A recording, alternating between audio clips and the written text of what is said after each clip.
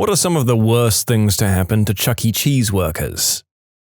Had a complaint that a kid was dipping toilet paper into the women's stalls and then eating it. And yep, he was. Same kid attacked me mercilessly while I was wearing the Rat in the Hat suit, all the time screaming, "Man in suit!" The best one was a complaint about the same kid eating from other families' tables. He was, and he looked them dead in the eyes while doing it. These were all on different occasions, by the way.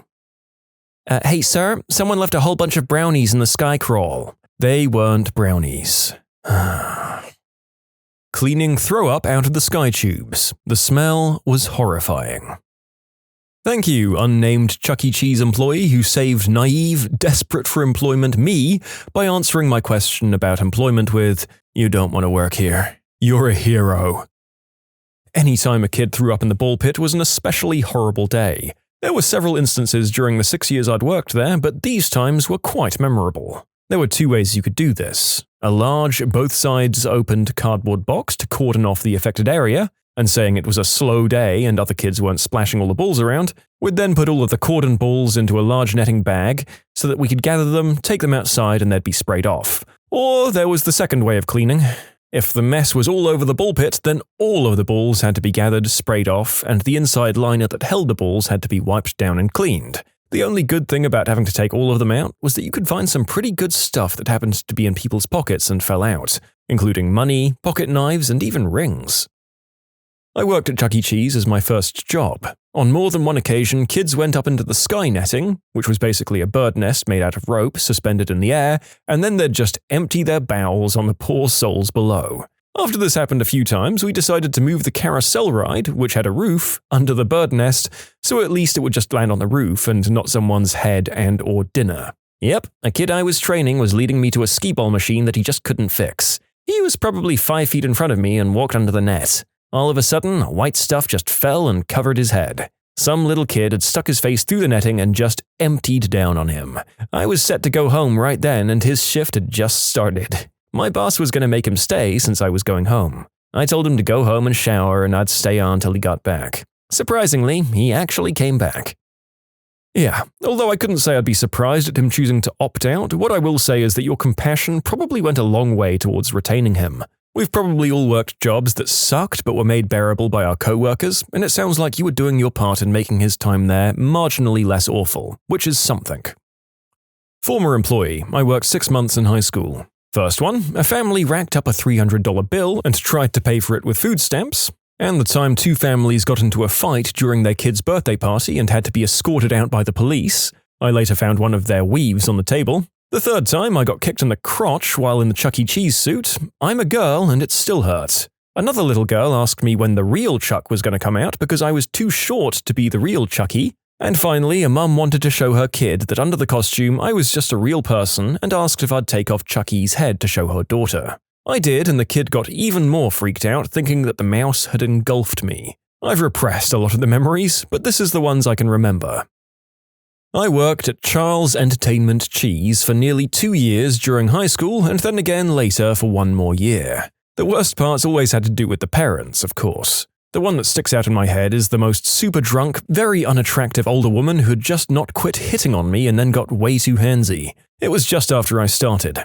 I spent the first few months there working the game room floor. This lady came up to me saying one of the machines was not giving out tickets and I needed to check it out for her. I sat down on the stool to open up the panel and check things out. During this time, she began rubbing my back, saying how cute I was and how much of a help I was being. It was about this time I realized she reeked of booze and was drunk. Next thing I knew, one of her hands was somewhere it shouldn't be, and she had found the prize she was after. I quickly sprang up from my seat, saying I had to get some tools from the back. I went and told the games manager what happened. I'm not really sure what happened after that, as I stayed in the back for a while. The next time I came back out, she was gone, thankfully. As a whole, I look back at my time working there with some fond memories. Our place was almost entirely staffed with high school or young college kids. Had a ton of great times there and the pizza kicked butt. But yeah, cleaning crap out of the sky tube sucks. Oh, and I just remembered the craziest thing that happened while I worked there. Next door to us was the DMV, and one day a lady parked in the fire lane in front of it to help her elderly passenger inside find a seat. Well, in the time it took her to do that, a tow truck swooped in to tow her. This happened fairly frequently in our parking lot, so my coworker Buddy and I got closer to the glass at the front of the store to watch the shenanigans. The tow truck backed up right to the car, lifted the front end, and started pulling away with it. As the tow truck passed our window, we realized there were kids in the back seat. My buddy and I ran out the front doors of the store and started chasing after the guy, screaming about the kids. We finally caught up to him in the back of the parking lot where he'd usually secure the car to the truck before taking it back to the lot, and told him what he did. He just said, "Oh crap," dropped the car and took off. At this point, the mum of the kids had run to where we were at, understandably screaming about her babies. The cops were called, and since we knew which company the truck belonged to, the tow truck driver eventually showed back up. Not sure how much trouble the driver actually got in, but the cops were telling us that the law states that tow truck drivers must verify there are no passengers in the car before doing a snatch and grab. Adrenaline was definitely pumping with me and my coworkers for a while after that one. I have a good friend who used to work at Chuck E. Cheese. Him and his fellow coworkers conspired over the span of a few months to steal the various pieces of the suit. They'd claim that this part got ripped or some kid messed up this part and we had to throw it out, until they had a full suit. For what reason, you ask? Literally just to take turns showing up to parties in the full suit to make a bunch of drunk people super stoked. I remember when I worked at that absolute crap hole. I had to take out the coins from the machines and refill the tickets and clean them. The worst thing that happened wasn't the number 2 or throw up in the tubes above that the kids crawled in, but the time a kid apparently had to go boom boom but didn't want to go to the bathroom because he'd lose all of his progress. So he just let it all out right where he was standing. I guess he was 3 tokens deep, so he committed to the game. Well, at one point he lost and ran out of tokens. Guess what he does next? If you guessed walks away leaving a mound of crap on the floor like it wasn't his, you're wrong. He frickin' grabbed said matter and just smeared it all over the machine like he was frosting a cake. Full-on tantrums while trying to talk smack, then just wiped his hands on the carpet. By the way, if you're thinking that turds are biohazard territory, you'd be a dummy to think that minimum wage workers aren't constantly required by managers to clean it up. This is correct. Sincerely, all other hospitality and gas station workers on the planet Earth. Says a lot about how we treat the bottom rung of society when we have to do the same job as a guy in hazmat gear. I worked there for only 4 months in high school before I quit. Everyone was required to wear the mouse costume. Kids would literally beat you up to get your attention. It sucked because I went to a Catholic high school where we wore uniform skirts. Every Monday morning I'd go to the school covered in bruises. That must have raised a lot of questions about your home life, and one too many trips to the counselor's office. The worst part was wearing that rat suit after this one guy was in it. He took it seriously and would get up on the prize tables and get the kids to chant, "Chucky, Chucky." I could frickin' hear it back in the kitchen over the noise and music. The guy was completely undressed in the suit, and he sweat a lot. I probably have hepatitis. Best part, though, was taking the leftover pizza dough into the back lot after closing and having a 1v1 deathmatch throwing softball-sized dough balls at each other's heads. Luckily, this one didn't happen to me, but somebody got shanked. We actually hired a bouncer on our busiest days because we attracted the trashiest people. There was also a ton of banging in the Chuck E. Cheese closet. This happened in the state of California, where servers still make minimum wage, not some $2.13 bullcrap. I was originally offered around $8.50, but that was retracted and I was paid $8 because I'd received tips, supposedly, which is what motivated me to beat the system. I worked at a Chuck E. Cheese in high school in a wealthy area, so I got the bright idea to neatly fold and rip the part of the bill that stated tips are included in the cost. Because they weren't. I got my coworkers in on it, and eventually we started presenting the bills to each other's parties and saying, if you'd like to tip your host, they can only accept cash, to plant the idea in the parents' head. One day, we got caught. I got blamed. I wasn't allowed to host parties anymore. Instead, the general manager hired his family and friends and allowed them to take advantage of my system. It was a goldmine, because sometimes I'd take home $200 in cash as a 16-year-old. I didn't even make that in 2 weekends of hourly pay.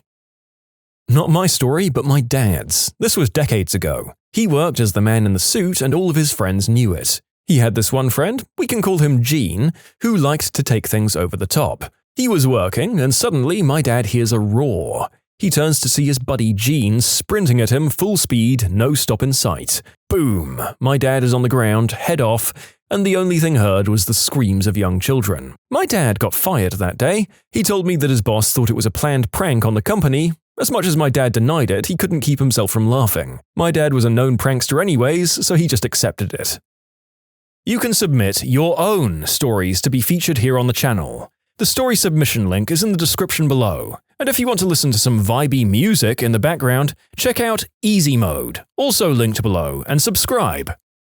Former manager checking in from like 10 to 15 years ago. I have a few worsts, I'll divide them up below. The actual worst? The time a custody dispute carried into a birthday party for a 3-year-old. Multiple people had gats and knives, someone actually fired at the mother, and someone else tried to cut the father. This caused a full-on riot resulting in a lockdown. Luckily, we were very close to a police station and no one was seriously injured. The hilarious worst was 2 employees doing the deed in the Chuck E. closet, where employees could go change without being in the way of the kitchen or in sight of the children. The clincher was that one was wearing the Chuck E. Cheese head. This was bad because once the closet was unlocked and open, you were in sight, and we had lots of horrified parents and terrified children, and it was really hard not to laugh. The creepy worst was one of the animatronics failing and becoming possessed. We were about 2 weeks away from becoming a Stage 2 store, which was the next level of upgrades and improvements, including removing the animatronics. So they just told us to let it go and try to keep it in check. It sounded demonic and would just turn on at random. Like in the middle of the Happy Birthday song, its head caught a point that it couldn't turn anymore and got stuck moving a few inches back and forth and then caught on fire while trying to demonically still sing. And the sad worst. We all had to get background checks if we had not been employed for 30 days because of a manager in our district, but not from our store, who turned out to not be taking care of his dying mother for a month. He was actually in jail for a DUI. The area manager was concerned about what else they didn't know because he'd been with the company for like 25 years and worked up from a cashier. They ran a background check and he had multiple issues with the law. His family vacations were all timed with when he was in jail, and he was a registered unspeakable act offender. Not the worst, actually pretty good depending on your perspective. My dad used to manage one back in the mid-80s and would always go through the cash registers at the end of every night and trade in his own pocket change for all of the rare, vintage coinage that teenagers would steal from their parents' stashes. He amassed a great collection of silver coins and other discontinued currency. Mercury dimes, buffalo nickels, stuff like that. He still has all of it to this day. I was the technician at a Chuck E. Cheese in high school. One day I was covering someone and I had to wear the suit and do the show. On my way back to the room, a little kid ran up to see Chucky and stabbed me in the ankle with a pencil as hard as he could. I rushed into the back room and took off the pants portion of the suit, pulled down my sock and a bunch of blood poured out. Didn't even go home early, the boss just had me stand at the door. Charles Entertainment Cheese. You can lie down and dress your injuries when you're dead. Seriously, as crap as most minimum wage hospo jobs are, this particular chain does sound like it might be the worst one to work for. Like, I worked at McDonald's and this blows it out of the water. Am I wrong? Any positive experiences working with the rat in the comments? Former employee of 9 months. There was once a very old woman peeing on the carpet in the entrance while standing up. Also cleaning pee out of the sky tubes after a complaint that it got in a kid's eyes and he couldn't see. Then there was walking into the bathroom to find an abandoned pair of undies with number 2 still in it. Took everything I had not to throw up while throwing it away. Also, while in the Chuck E. suit, being asked by a large black woman wearing all blue, "Why you got all that red on you?" And finally, asking a mute girl if she wanted to put candles on her cake and being told she can't talk by her parents. There were definitely many more less than enjoyable experiences, but these are the ones that stand out to me. So, to sum all these stories up, ball pits are nasty and you should watch out for crap and throw up in the high tubes. Not an employee, but one time as a very young kid, my older brother almost got lured out of the building by a stranger with the promise of a bunch of free tickets. I intervened and everything was fine, the employees were notified. Another time, the same kid almost got into a truck to help find a missing puppy. He was a very kidnappable kid, I guess, but I can't seem to get rid of his dumb idiot butt. Once I walked in on this 40-year-old man just giving his pickle a little tickle. Our eyes met and we kinda just stared at one another. Most awkward 10 seconds of my life. That damn suit.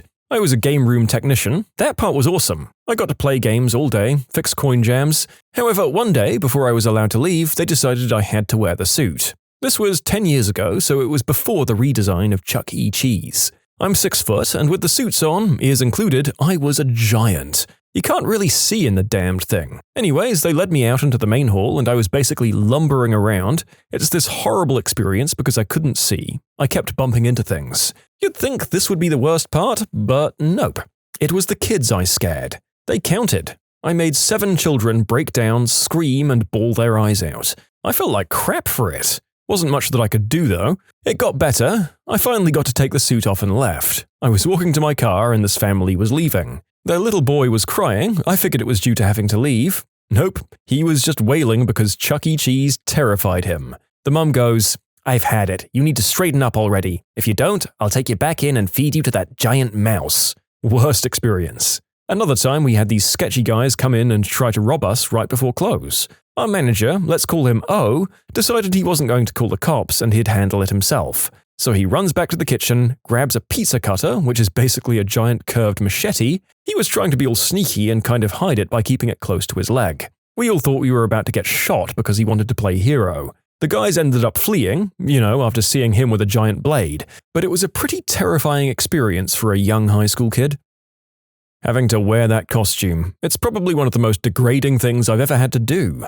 Having to clean the bathrooms, watching children open up the containers with cheese and lick them, and wondering how many times I've used condiments after children have licked them, catching strep throat several times, having a group of bored parents test the system of making sure the correct kid leaves with the correct parent. We don't usually check this because it would be obvious if you're taking the kid because the kid would be crying. That would usually be when I'd check if the kid didn't look like the parent. Or having some lady accuse us of spraying Windex in the salad. Our manager told us we couldn't take sick days unless we had a doctor's note, which is against the law. Managers would scream and degrade us teenagers in front of whoever. Having to close at the end of the night because we'd basically be cleaning up after children. But yeah, having to deal with crappy parents. Having parents complain about our attitude because we don't want to be around their crappy kids. Having kids constantly running while you're trying to deliver a pizza. Wheelies. Having to clean the sky tubes after a kid unloaded in them. Having to work with teenagers who are not the nicest groups of people. Mothers dropping their children's diapers on the floor instead of the trash can. I've blocked the rest out. One time at Charles Entertainment Cheese when I was working there, some food fight broke out and one kid chucked his entire cake straight at Chucky, and then he cried out about how he didn't get a cake. The kid's mum went to the bathroom and she was in there for a good 15 minutes. I went in there to ask what was up and I saw her having a mental breakdown. Turns out she spent hours making that cake specially for him, and it was all ruined in about 30 seconds. You know what? After hearing all these, I'm going to be telling my son that he's lucky as crap that he got hired on at Domino's before Chuck E. Cheese got back to him. One time I saw 2 families going at it, throwing punches, cursing, and spitting because one of the kids took some tickets from one of the arcade games that didn't belong to him. Cops had to be called and both dads got arrested. Okay, this is wild. This is easily the 3rd story I've heard about an all-out brawl happening at this chain. One of them I think I'd heard before I'd made this video. These places are more of a hotbed for human trash than cruise ships. That's right, you heard me. I've been at Chuck E. Cheese for 4 years. I'm a cashier and I remember I had a closing shift one night. Cashiers close down the cash area, salad bar, beverage bar, and restrooms, at least at my location. I usually leave the restrooms last, so on that night I'd finished up everything else and went to clean the restrooms. My locations are typically very clean, so I never had an issue with these, until that day. When I walked into the ladies' room, I saw what no employee wants to see in the restrooms. It was in the biggest stall, just imagine turds, but everywhere. On the walls, on the seat, on the floor, it was like semi-solid, almost liquid-like. On the floor near the drain was more. Imagine the emoji, but in real life. That's what was there. I remember a coworker came in and Snapchatted it for some reason. I have no idea how a human could have accomplished that. I called in my manager for backup. He came in and screamed. I screamed. Then we cleaned it up begrudgingly. I wore like 5 pairs of gloves at the same time. It took us far longer than usual. I wasn't happy to say the least. Luckily, it's never happened since. Nothing has ever been worse than that. In short, the big stall of the women's restroom, explosion of liquid-like crap everywhere. The real-life equivalent of the poopy emoji also makes an appearance. My manager and I scream in horror. This happened 15 years or so ago. I was designated to be the big cheese himself, a glorious honor. And the fact that I was one of the only guys that worked there meant that I was always the one chosen for that hot suit. This day, a football team was having a party there, 10 or 12-year-olds or something. My manager knew what was going to happen to me, though. My young naive brain only had innocent thoughts about making the children happy. Then the coach playfully tosses me a football. At least it was in my limited field of vision, so I actually caught it. And it happened. A horde of 10-year-olds descended upon me in the cramped area between two long tables. Valiantly as I tried to keep my balance, these little demons proceeded to tackle me onto the ground. I thankfully didn't break anything and I kept my head from falling off while being knocked around, but I was angry. As soon as they got off me, I got up and left to go into the back and take off the child's entertainment cheese outfit. Another time, the same manager as the last story made me work off the clock, but I was too young and dumb to document and report it. What terrible person or rule finally made you believe in true evil? I'm a nurse. Walked into a hospice patient's room full of family fighting about inheritances and the will of their dying relative, and one of the visitors called me back into the room and asked me if there was any way to speed the process along.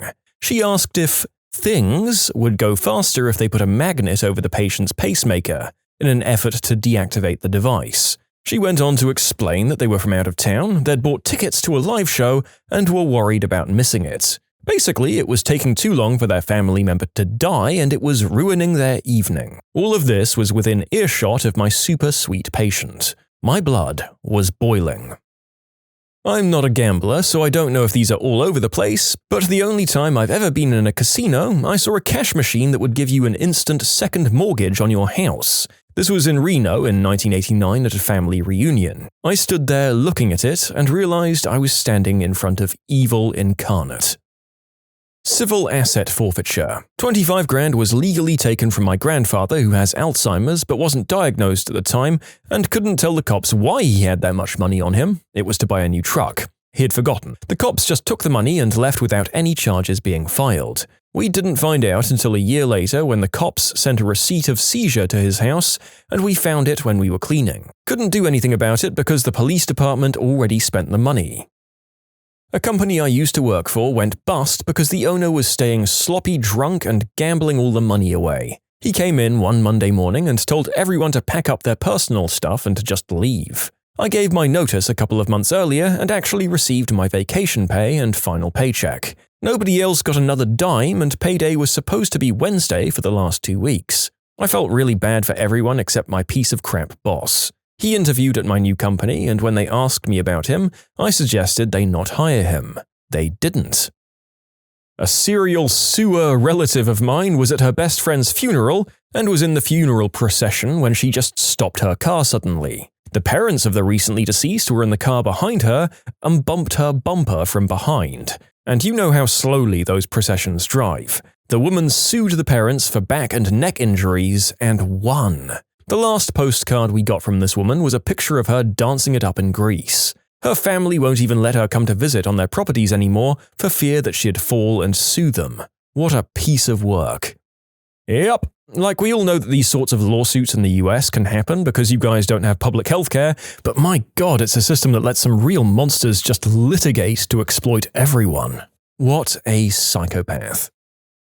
I sell car parts. I'm a very small player in a fairly niche market which contains a couple of other small players and 2 big ones. One of the big players collapsed, owing a lot of people money. It's very unfortunate, it happens. The administrators were called in and the owner issued an emotional message on Facebook saying how sorry he was, sickness in the family, very sad, etc., etc. But not to worry, the business has 400 grand in new stock on the shelf and the administrators will sort it all out. But later, it turns out that he knew he was about to fold but continued taking people's money, even though he had zero intention or capability of supplying them. Then he transferred the second-hand parts of the business into a new business, which his father opened in the same name, at the same address. The new business also scored the website. Then he somehow worked out a deal with the administrators whereby the 400 grand in new stock was purchased by the new business for 14.5 grand because the new business would not give the administrators access to the website to identify any of these specialty parts.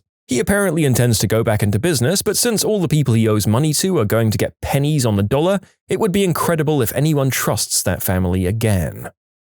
This is more corporate evil than anything else. We're a small business making super specialty products. Had a customer put down 30 grand, take delivery of our product, then turn around and say, "I think it'll be cheaper just to sue you than pay the remaining 30K. Of course, I thought, no way. We have all the signed paperwork and everything. 3 months later, he got to keep our product without paying us. What were the effects, you ask? Well, due to the various legal fees which we had to carry and the fact that down payments go to suppliers, my partners and I had to open up our own personal bank accounts to keep the company afloat. All of our employees got paid, but we owners had to forego our salaries until it was settled. And because word gets around, we had to deal with that too. Total bullcrap. We could have sued him for breach of contract, but what I learned through this process is that if it's less than $1 million at stake, you're going to spend more on legal fees than you'll ever recover, and it's not worth the time. The whole thing was really eye-opening. On top of that, he was using the equipment to generate profits at the same time he was claiming defective goods under the UCC. It was a complete fraud top to bottom, and there was nothing we could do about it. We literally found his products in stores and everything. I have no idea how that guy can look at himself in a mirror. My piece of crap uncle who sued his 74-year-old mother. Long story short, but my uncle lost the case, but it left my grandma in serious debt for the rest of her life, and he couldn't care less. I know that feeling. My grandfather was a CEO of a local steelworking company back in the Second World War era, and during the war, the need for metals skyrocketed and his company ended up making a crap ton of money. He sadly passed away in 2013 and left his wife, my grandma, his daughter, my mum, and his son, my uncle, about $600K each. My uncle burned through all of that on stuff he didn't need, 4K TVs, etc., and got himself a brand new high-end SUV kind of car, then another car, so on and so forth. Come May of 2016, he'd burned through all of his cash on useless crap and bullied my poor 90-year-old grandma into giving him more money from her share that's supposed to be for her retirement fund. Sometimes he threatens to self-delete if she doesn't give him X amount of money, exploiting her love for him to buy more crap for himself. My ex had a long list of mental health issues stemming from years of horrible treatment as a child. She's tried to self-delete several times. Twice in the 3 years we were together. Her parents have admitted her to a local clinic. She spent 3 days there. I was so shocked at what qualified as help, it was more like glorified babysitting. She came out feeling no better, but now hit with a 15 grand bill. 15 grand for 3 days of supervised TV and reading, with 2 sessions with a psychiatrist to evaluate her. That's not including the overnight stay at the hospital and ambulance, which insurance covered most but not all of. Oh, and the kicker? After her stay, the doctor prescribed her medication. 3 grand for her prescription. We thought the Walmart employee made a mistake. She ended up going to a different doctor who thankfully helped her out big time. Mental health needs to be made more affordable. She was 19 at the time and already hit with a huge bill to add to her school loans and car payment. One of my friends owes almost $50K in student loans that he doesn't remember even taking out. The reason he doesn't remember taking them out is because his school, which was a for-profit college that has since closed, convinced him to sign a document when he first enrolled at age 17, which essentially gave them the right to take out loans on his behalf in order to pay his tuition. They didn't really explain to him what the document was, they just got him to sign it amongst a flurry of paperwork. The school then took out several private loans with an exorbitant interest rate, and my friend just started getting letters out of the blue the year after he graduated. When he was in school, whenever these loans would show up on his student portal, they were named a confusing code number like X4357545HFY5 or something like that, and classified as financial aid. So he thought he was getting educational grants. Apparently this has happened to a lot of people, but he was told that there was nothing he can do about it, especially since the school has now closed. I'm not sure about the precise legality, but he's contacted multiple entities to discuss it, and all of them said there's nothing he can do because he signed a contract willingly. This doesn't feel like it should be legal, but the attorneys say that there's nothing they can do. He even spoke to someone who works for the private loan company. The representative felt really bad for him, helped him drastically reduce his monthly fee to a payable amount, and said that the same thing actually happened to her. She owes $10K and there's nothing she can do about it either. Oh my god. There are just so many ways you can get financially destroyed in the States that are either outside your control or just con schemes disguised as legitimate enterprises that are really nasty about how they trick you. It's absolutely horrifying and seems to be able to happen to anyone who can't afford an accountant on call. A cop started lecturing me after 10:30 at night for being in the park. Park curfew was 11. He kept me there until after curfew, then gave me a ticket. That's entrapment if I recall correctly. My best friend had 2 kids with his wife, and said wife then left him for her very rich boss. She and the boss wanted custody of the kids, so they used the boss's wealth to basically bankrupt my friend in legal battles. Every time the court was leaning towards a joint custody ruling, they'd introduce some new evidence or delaying tactic. Then they knew if they just kept dragging it out again and again, he'd run out of money and give up, which is eventually what happened. Now he has very limited access to his own kids, and such access as he has is routinely denied and ignored by the ex-wife because, what are you going to do about it? Do you want a legal battle like last time? A neighbor getting evicted for not paying her rent 1 month while she was in a coma in the hospital. The apartments had a super strict policy that you had to pay by the 5th online, and that if the company didn't receive payment by the 13th, including fees, they'd start the eviction process the same day, and if the amount, now including lawyer fees, wasn't paid by the 17th, you were out on your butt. I used to run a software company. I had a digital agency hire me to work on a banking contract they had, and they were losing due to their rubbish offshore development team. I went on site to the bank to save the contract, finish and deliver the software, which took just over 3 months of work. Over this time, the agency kept dragging out my invoices, paying small bits and pieces, and always saying they'd pay tomorrow. After the contract was done, they declared bankruptcy, didn't pay me, and bought the rights to trade that bank contract off the debt collection agency. They started a new company and worked that contract. Since I spent 3 months working for free, it sank my business and I had to close it. Patent trolling. You can submit your own stories to be featured here on the channel. The story submission link is in the description below. And if you want to listen to some vibey music in the background, check out easymode, also linked below, and subscribe. A good friend of mine has trouble keeping work due to his mental illness, which is very mild autism. Fully competent, he just can't navigate the politics of most jobs. He was on job seeker payment between jobs. As part of this, he has to attend regular appointments. Talks about what interviews he's had, etc. And he recently missed an appointment. The night before, he was rushed to the hospital, and at the time of the appointment, he was lying in a table having surgery. But he hadn't told them at least 2 days before, so his payment was cut off. 2 days before, he wasn't aware of any issues, let alone ones needing surgery. Legal guardianship. Essentially having someone, either professional, family, friend, petition the court to make decisions for you. There have been cases of seniors having people show up at their door, told them they have the legal right to make decisions for them, and send them to nursing homes. Guardians can tap into their bank accounts and essentially liquefy them to nothing. All of this is legal with barely any court oversight. Google it. There are horror stories abound.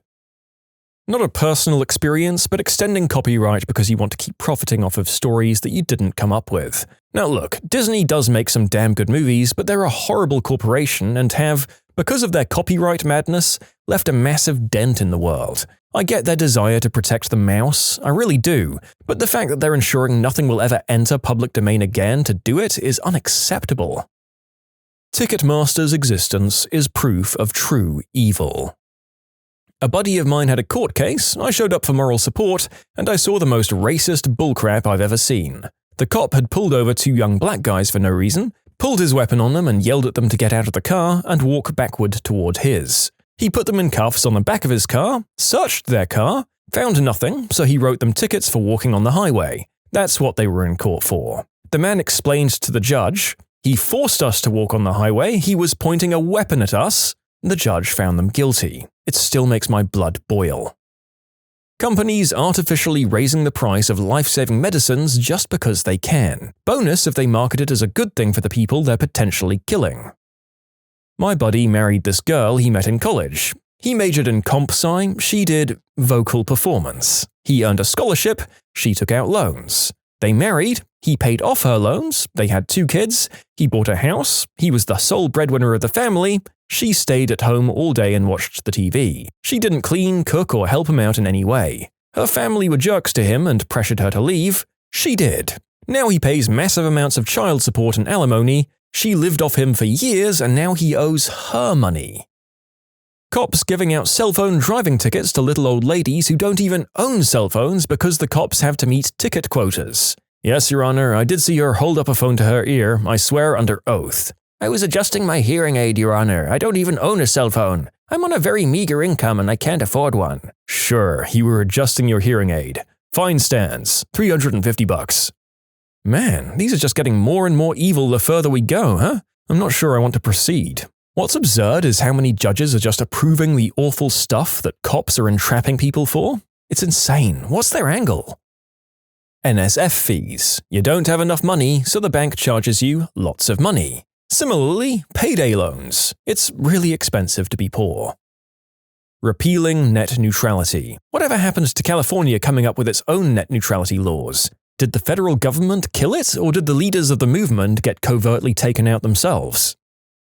My sister's boyfriend, now ex, gave her a black eye and broke her finger. She pressed charges, but he got his lawyer and pressed bullcrap charges back, so it would be too expensive for her to fight it. She ended up dropping the charges because she couldn't afford it, and he knew that. I'm working at a very fancy hotel in Europe, and a few weeks ago there was a big conference of all the biggest asset management firms, like Wells Fargo, BlackRock, and the like. They booked out a whole floor and had literal backroom meetings.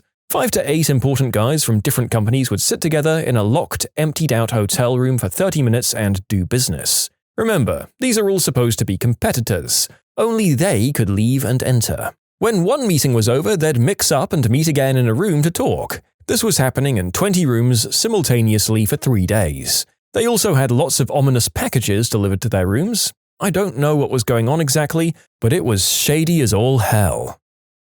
Multi-level marketing companies. Most distributors don't even make money and are then told that they're the problem. Not the business plan or product price or quality. Upline on plans that aren't available to the public are held up as models of success. You're encouraged to value only friends and family who are customers. If your loved ones tell you the truth, they are apparently jealous haters of the success that you haven't achieved yet. My elementary teacher took half of my recess away because I sneezed during quiet time. Eminent domain. My great-grandfather worked hard to buy a 10 acres of land near what was then a small town. Then he spent his life watching the town grow and legally steal his land bit by bit for expansion purposes. By the time he died at 94, he was left with barely a quarter acre, mostly taken up by his house.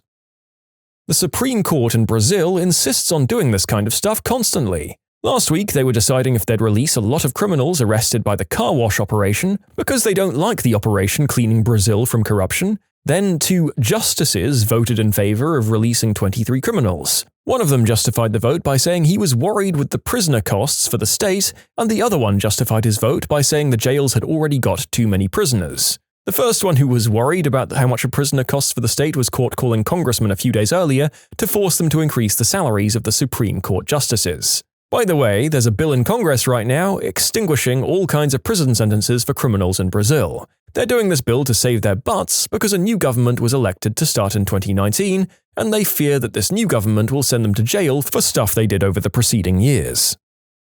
American medical insurance companies determining that curing people is too expensive.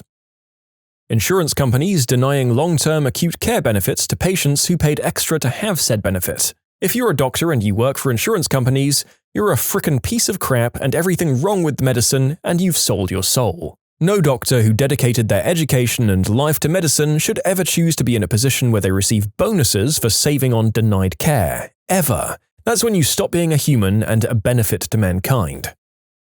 Martin Shkreli patenting and raising the price of life-saving medication. Man murders his girlfriend, dumps body in creek. Family searches for her for almost a year. He's convicted of manslaughter and gets only 5 to 7. Court forces the victim's mother to bring his children to visit him in prison. He gets out and gets custody. I didn't witness this per se, but I heard about it later in life since I was too young at the time.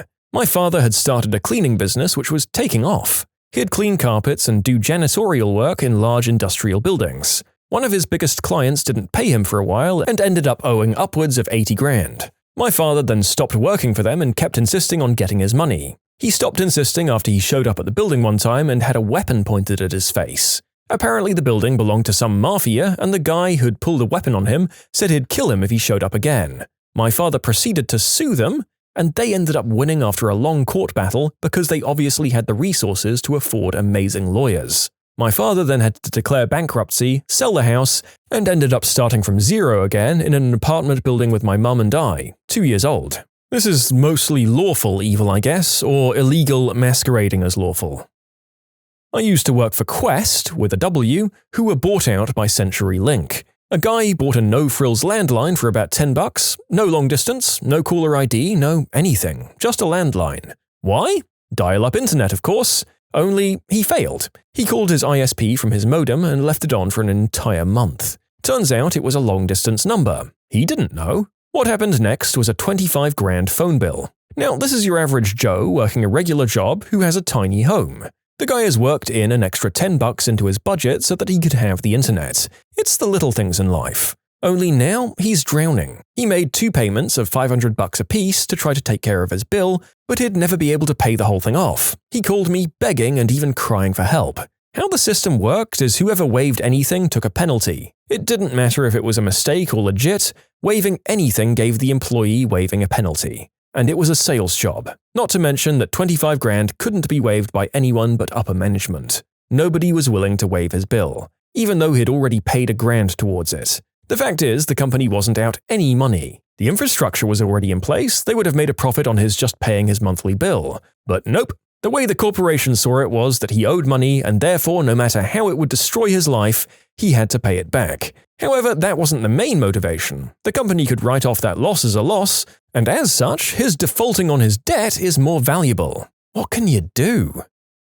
It's currently happening to me. I've been the registered care provider for both of my parents since I was 14. I'm 34 now. My parents passed within months of each other. Well, I lived in a council property, that's UK government housing for all of my American friends, and I've been given 28 days to vacate the house I've lived in my entire life. They are under absolutely no obligation to rehouse me, and the extent of the help they can offer is the number to homeless shelter charities. When my mum died, I attempted to update the tenancy to my name, but my dad took ill before I filed the paperwork, and I was told I'd need to file different paperwork to account for his illness, which was dementia. The fact that I've lived here for my entire life means nothing, and I doubt it helps me that the housing officer completely hates my guts, but that's another story. So yeah, homeless at Christmas, and all because I had the nerve to care for my parents but not list myself as a tenant. When did saying, "If you don't like it, then leave," backfire spectacularly?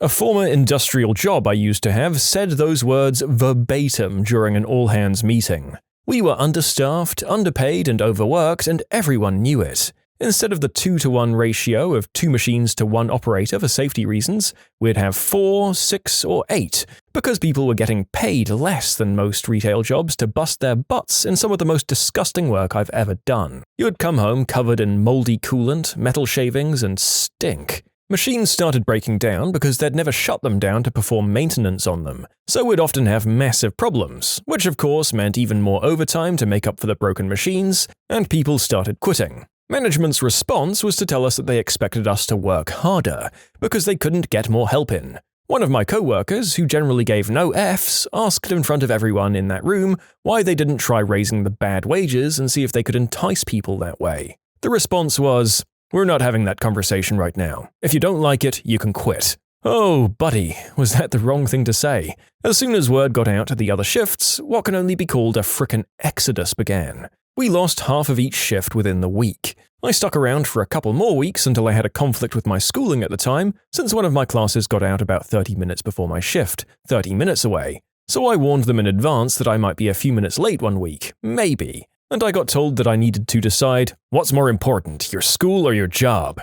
So I quit, and I giggled my butt off at the sign in the HR office that said we had an almost 80% turnover rate. Never did find out what happened to that hellhole, but I can't imagine anything good with losing that many people. The poor HR rep seemed like she was just so frickin' done with everything, and seemed so apologetic as she took my badge. Every year, the military has this event they name the Warrior Games. It's like the Olympics for men and women who were injured while serving. I'm a decent cyclist, so I was elected to represent the Marine Corps team in that event. I'm not sure where they hold the event these days, but the year I was selected, they flew us out to Colorado Springs. When I got there, I quickly realized that 99% of the Marines competing were still active duty. I'd retired a few years prior, so it was weird being around Marines again. Almost immediately after arriving, the senior leaders and officers in charge began demanding that I get my hair cut and to shave my beard. At first I laughed it off and thought they were joking. Turns out they were quite serious. The lady who was in charge of the Marine team was a major, and she took me off to the side and ordered me to get a haircut. I reminded her that I'd retired a few years prior and was no longer required to abide by active military grooming standards. Then a light bulb went off in her head, and with a smirk she said, "Well, you either get a haircut or you can go home. Your choice." So I smirked back and said, "Guess I'm flying home." They'd already pre-purchased our airplane tickets, so all I did was call Delta, explain what happened, and the lady on the other end transferred my ticket to a flight home the next day. I'd taken a few weeks off work to attend this event, so I just went back home and enjoyed my time off with my hair and beard. It must be an absolute mindfrick to a higher-up in the military when they're told no by a supposed subordinate. Like, this is an environment of near total obedience. There are stories of people crashing their ships in the Navy because they were told to hold the course by their ignorant officers. So having a guy just going, "Okay, thanks, bye, F you," must have been a jolt. When I was a kid, I stayed at a friend's house for the weekend. My friend's mother was one of those parents who, at the dinner table, required their kids to eat everything on their plate come hell or high water. I'd been served way too much food and said that I can't eat it all. The mother said to me, "You can either finish your food or leave the table." I promptly left the table. This totally blew the mind of my friends and his siblings. It had never occurred to them that leaving the table was actually a viable option. When my mother picked me up the next day, my friend's mother told her what had happened and said I was the rudest little boy. I think my mother was actually quite proud of me. My boss said, "If you don't like it, try finding a job like this one with better pay and benefits." So I googled it, and now I've just had my 14th year anniversary at the new job. It's twice the pay and insane benefits. My great-grandmother is notorious for being a mean old witch. It was Thanksgiving at her house, and much of the extended family were there. She started harping on my mum's cousin for something like she always does, and my mum's cousin was like, "Grandma, can't we just have a nice dinner for once?" And great-grandma was like, "If you don't like it, you can leave." And every last cousin, aunt, uncle, and all of their food disappeared to my aunt's house. They later put Grandma in a home because they were tired of taking care of her when she was so viciously mean to her own children. She's still in the home, age 94. I had an insufferable supervisor once, and we'd have these 15-minute pre-shift meetings. The guy would just stand there and lord over everyone for the duration and talk about how bad we were doing. The phrase, "we suck," was one of his favorites. Finally one day, he's really on one and summons the testicular fortitude to say, "If you don't like it, there's the door." His second-in-command got up and said, "Frick this," and walked out. The guy stood there stunned for about 5 seconds and then ran out the door after him. He later ended up having some mental instability and quitting. The second-in-command is now the supervisor. I survived all these meetings by default assuming he wasn't talking to me.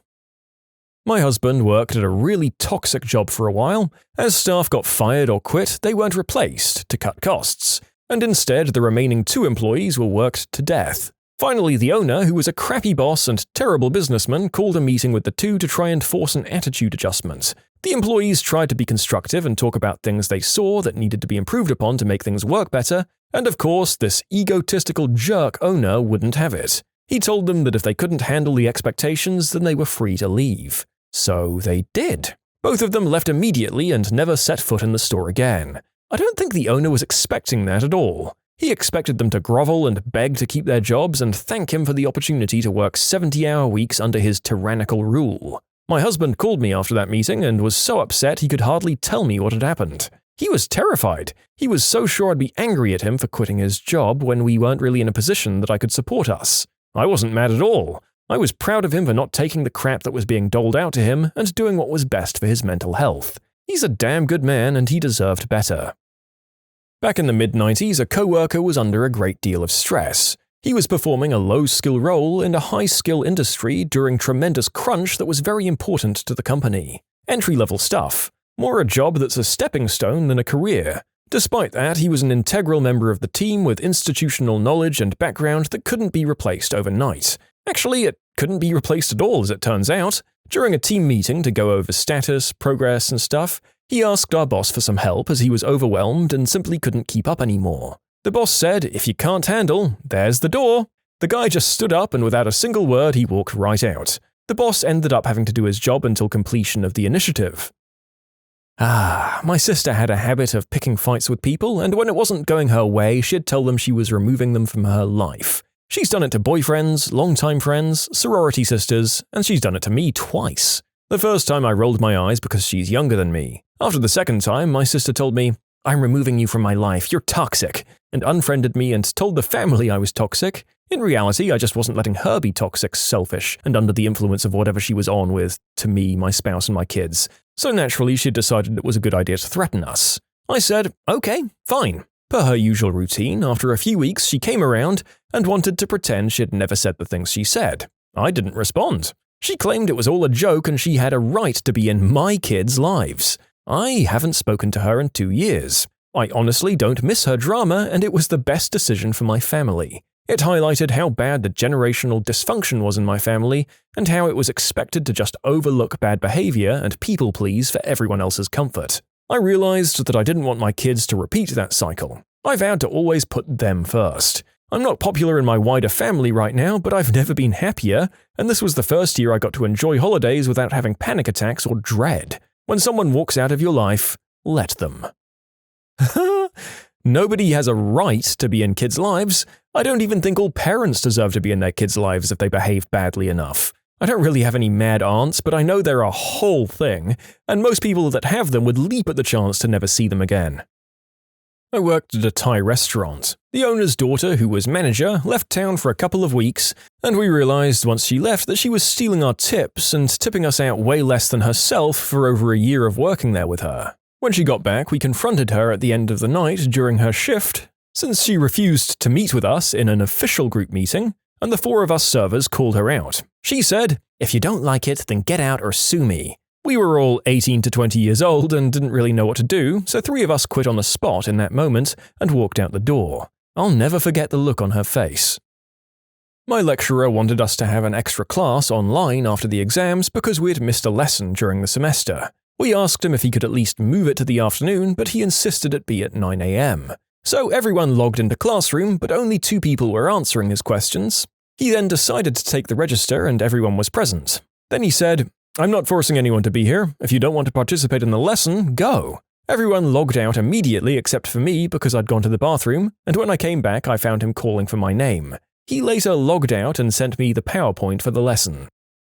You can submit your own stories to be featured here on the channel. The story submission link is in the description below, and if you want to listen to some vibey music in the background, check out easymode, also linked below, and subscribe. When I worked third shift at Walmart, the management tried to change a shirt policy overnight. They all of a sudden decided that we had to wear the blue collared shirts and not the blue t-shirts anymore. One of the managers, named Jackie, who was a total witch, came up to my 2 friends and myself and told us that we had to go buy new shirts right then or go home. So we left. The frozen and dairy products that we were stocking didn't get done that night, and we got to go home and play Destiny all night. Next day, they never said another word about our shirts. Screw Walmart, by the way. Unless you're a World of Warcraft raider, this probably doesn't apply, but I've been in a number of raid formations, especially back in the day, where the raid leader announces some wonky loot rules that disproportionately benefit himself or his close friends. And then he'd say, "If you don't like it, then leave." And then, yeah, everyone bails. I used to be the co-owner and station manager for a small online radio station. We were all digital, so I rarely met any of our staff in person, and we were online 24/7, so if I was awake, I was pretty much always working. We had a dedicated team of assistant station managers, about 6 of them, in charge of various things, and we'd have once-weekly meetings with me, the assistant managers, and the other co-owner. None of us were paid, this was strictly a volunteer gig. It cost the co-owner and I money to keep the station on the air, but it was a labor of love. At one point, I began to get close to one of the assistant managers and we started dating. The co-owner of the station got jealous, I think, and began to give him crap about his work, demanding that he redo graphics and coding over and over and over, even when it was perfectly fine. He laid into the assistant manager at one of our weekly staff meetings and I lost it. I told him that he needed to stop his behavior or I was going to walk. "Fine," he said. "This is my station. If you don't like the way I run it, leave." So I quit on the spot, as did half of the assistant station managers, then a large number of the DJs. Within 2 years, the whole thing had to be shut down because no one could work with my former co-owner because he was a petty tyrant who had to have things his way and couldn't let people live their lives. I've never felt such petty glee as when I saw their off-the-air blog post. My mother is well known for her Christmas, Easter, or whatever holiday tantrums. She threw a particularly good one when I was about 14 and yelled the infamous title line. My uncle and aunt piled themselves, their daughter, and myself and my 5 siblings into their 4-wheel drive. We all left to go to their place, picking up KFC for lunch on the way. I don't know what kind of Christmas my mother had, but ours was pretty good in the end. I'm so glad we didn't get pulled over though. I was the whistleblower at my workplace. I witnessed my manager mentally and physically mistreat a 101-year-old woman. I worked in a care home. I raised the alarm, and staff above the manager didn't deal with things quick enough, and over worry of a bad name, because press had gotten a hold of the story, they were trying to keep it quiet and were going to allow this manager back to work on a final warning. We were a small team, about 8 of us. When they told us that, all of us reached into our bags and threw our notices at them. It was all of us or her. A week or so later, and them paying her £15,000, she was gone. The worst thing is, we were a charity home. She basically got thousands and thousands of pounds for bullying a vulnerable elderly woman. Something like this happened to me in my previous HOA, about 15 years ago now. We were at a board meeting in the HOA president's unit, and he was power tripping and trying to illegally use his power to bully a particular owner he didn't like personally. When the rest of the board wouldn't go along with what he wanted, he basically said, "Fine, I quit, get out." We did and reconvened at my unit, where we quickly decided to do the appropriate thing. Older people can be quite the jerks in my experience. New management was hired and took over scheduling from me, who was covering for a now-gone manager, without understanding any of the intricacies of scheduling. After 2 weeks, we had an all-staff meeting to address grievances based on her incredibly poor method of scheduling, and she refused to back down, dropping the famous ultimatum. Out of a staff of 40 or so employees, I think maybe half a dozen stayed. Is anyone else out there just sort of listening for the vicarious joy of quitting a crappy workplace? I feel like I dreamed of doing this sort of thing every day in any number of my service jobs. Well, I wasn't there for this one unfortunately, but my high school English class had this scenario. The senior advanced placement English teacher was notorious in my graduating class for not really giving a damn about a lot of the students. From the way I was told, they were going over quizzes, to which the teacher started going over some vague subjective response and how it was wrong. The students started arguing, and the conversation came full circle to where the teacher started agreeing with the students. Once he realized this, he started backing off that answer and correcting the students again, causing more frustration. This resulted in a student saying, "There's no point in learning this if we're wrong even if we were right at one point. Well, if there's any of you who don't find this valuable, you can stand up and leave the classroom." 2 of his 28 students remained. I was absent because I was sick, but what a sight it would have been. I had a teacher pull the old, "If you don't want to behave, you can leave my classroom" on a classmate. The whole class got up and left. Things hadn't been going well in this class since he'd started teaching us. The main problem was that he was a really bad teacher. Like, he seemed to have no knowledge of his own subject, history, or at least was incredibly bad at transferring his knowledge. We didn't have any respect for him, and he tried to keep us in line by being extremely strict, but in an unfair way. He wouldn't let anyone ask questions anymore because he could never answer them. He screamed at students if they quietly asked their neighbor for a pencil, that sort of stuff. I don't remember what my classmate did that angered that teacher, but it was something minor. We were all fed up with him, so when he told my classmate to just leave, we all did. Felt rebellious and like I was part of a bigger plan or something. It was great. We got into trouble for it, but also the teacher got fired, so it was worth it. Had my first job as a massage therapist. My friend from school also got a job there. The business was taken over by this lady who decided to also hire her friend, who hadn't even graduated massage therapy school. The owner's friend would start sessions way earlier than necessary if the clients got there early, which meant that sometimes my friend and I would sometimes have to scramble to get ready for couples massages with her. For example, my friend was still commuting and was a few minutes away, and the owner's friend tried to start having the clients get ready. It was frustrating because we'd have no time to talk to the clients before the sessions like we were supposed to. One day I politely told her that my friend wasn't there yet, so she'd have to wait to put the clients on the table until he was actually there so he could talk to his client. She got super mad and told the new owner I was being rude to her. Well, the new owner clearly got a different story to the truth and started texting me telling me I was in trouble. I didn't even find out what the actual issue was directly from her, but I knew it was because of her friend because of how quickly it happened, after I told her friend to wait to start that session. I tried to set up a meeting in person to talk about it, but she kept refusing and said we could talk about it over text. I decided I wasn't going to deal with that unprofessional behavior from a manager and walked in to tell her I quit. Turns out my friend also quit that day because of her friend's nonsense. The business owner was left with her unlicensed and uncertified friend and a stand-in that was extremely unreliable on a really full schedule. When I was in high school, I was part of an FRC robotics team.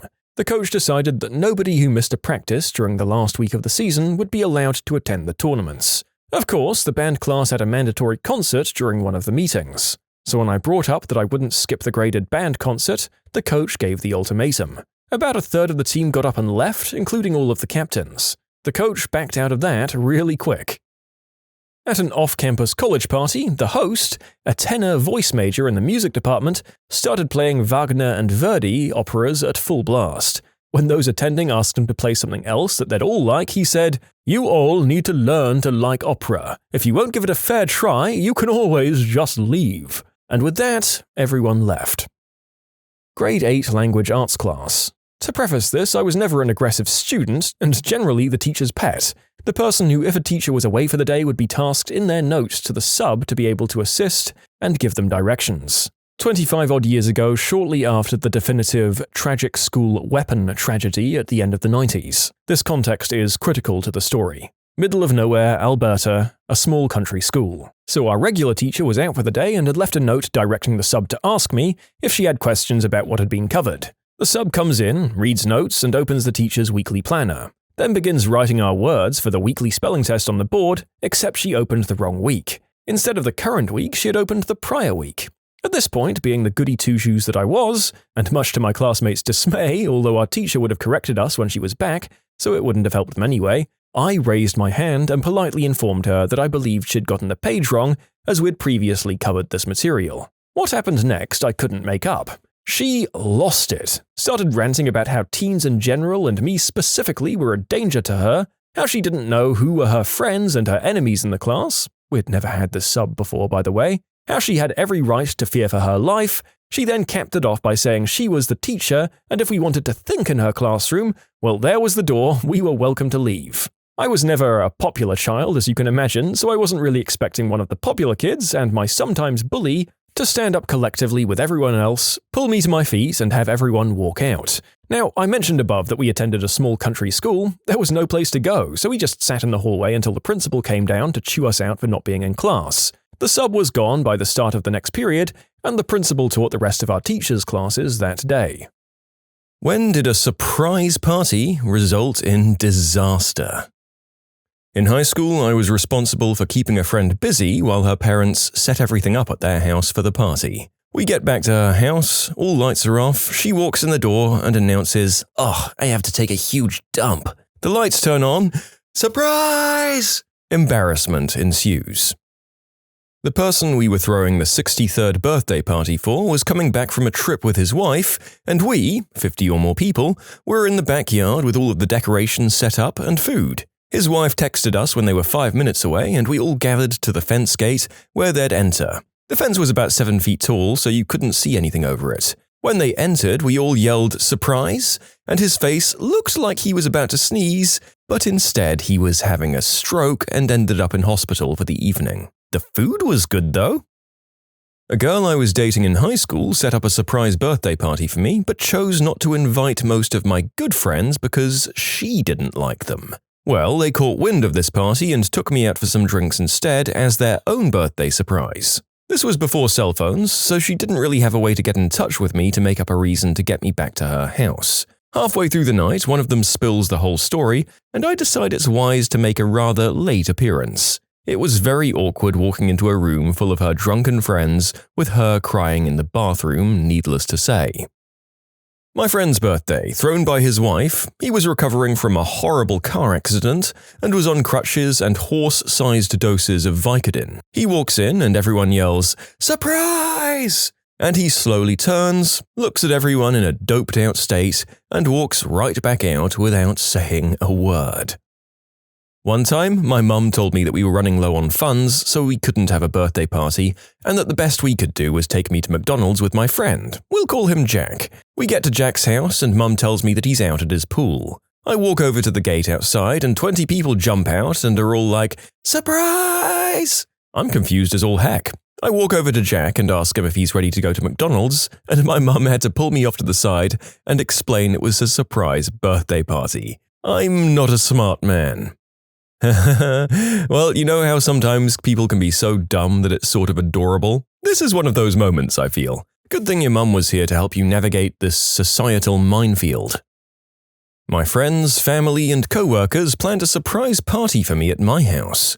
In order to give everyone time to get there and get set up, my co-workers had my boss ask me to stay late at work because we might have an emergency project to do tonight. So 5 p.m. rolls around and everyone heads home, really to my house. I sit around. 6 p.m., 7 p.m. Finally, I text the boss that I'm headed out unless she really needs me to stay. Turns out she was supposed to have me go home at 5:30 because the project didn't pan out.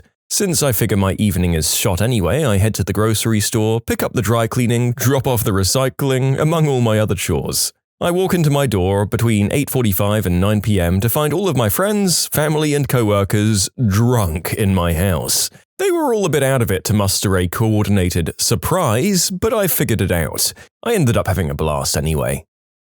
My friend got back from deployment. It was my job to take him out and keep him away whilst they prepared his house. We arrive, everyone jumps out, the friend reacts automatically, punching someone in the face and throwing himself out the door at the same time. 2 chipped teeth and a sprained wrist. I went to one of those surprise parties where more and more people show up to a restaurant until the whole party is there. Fun stuff, right? Turns out that a couple who were in our group of friends were in the same section having the divorce talk. And the thing is, they hadn't been invited because they fought so much that it was tough to be around them. And look at this, our friends are having a party that we weren't even invited to because we're such a miserable couple. What more proof do we need? Nice. I went out for a romantic dinner with my then wife.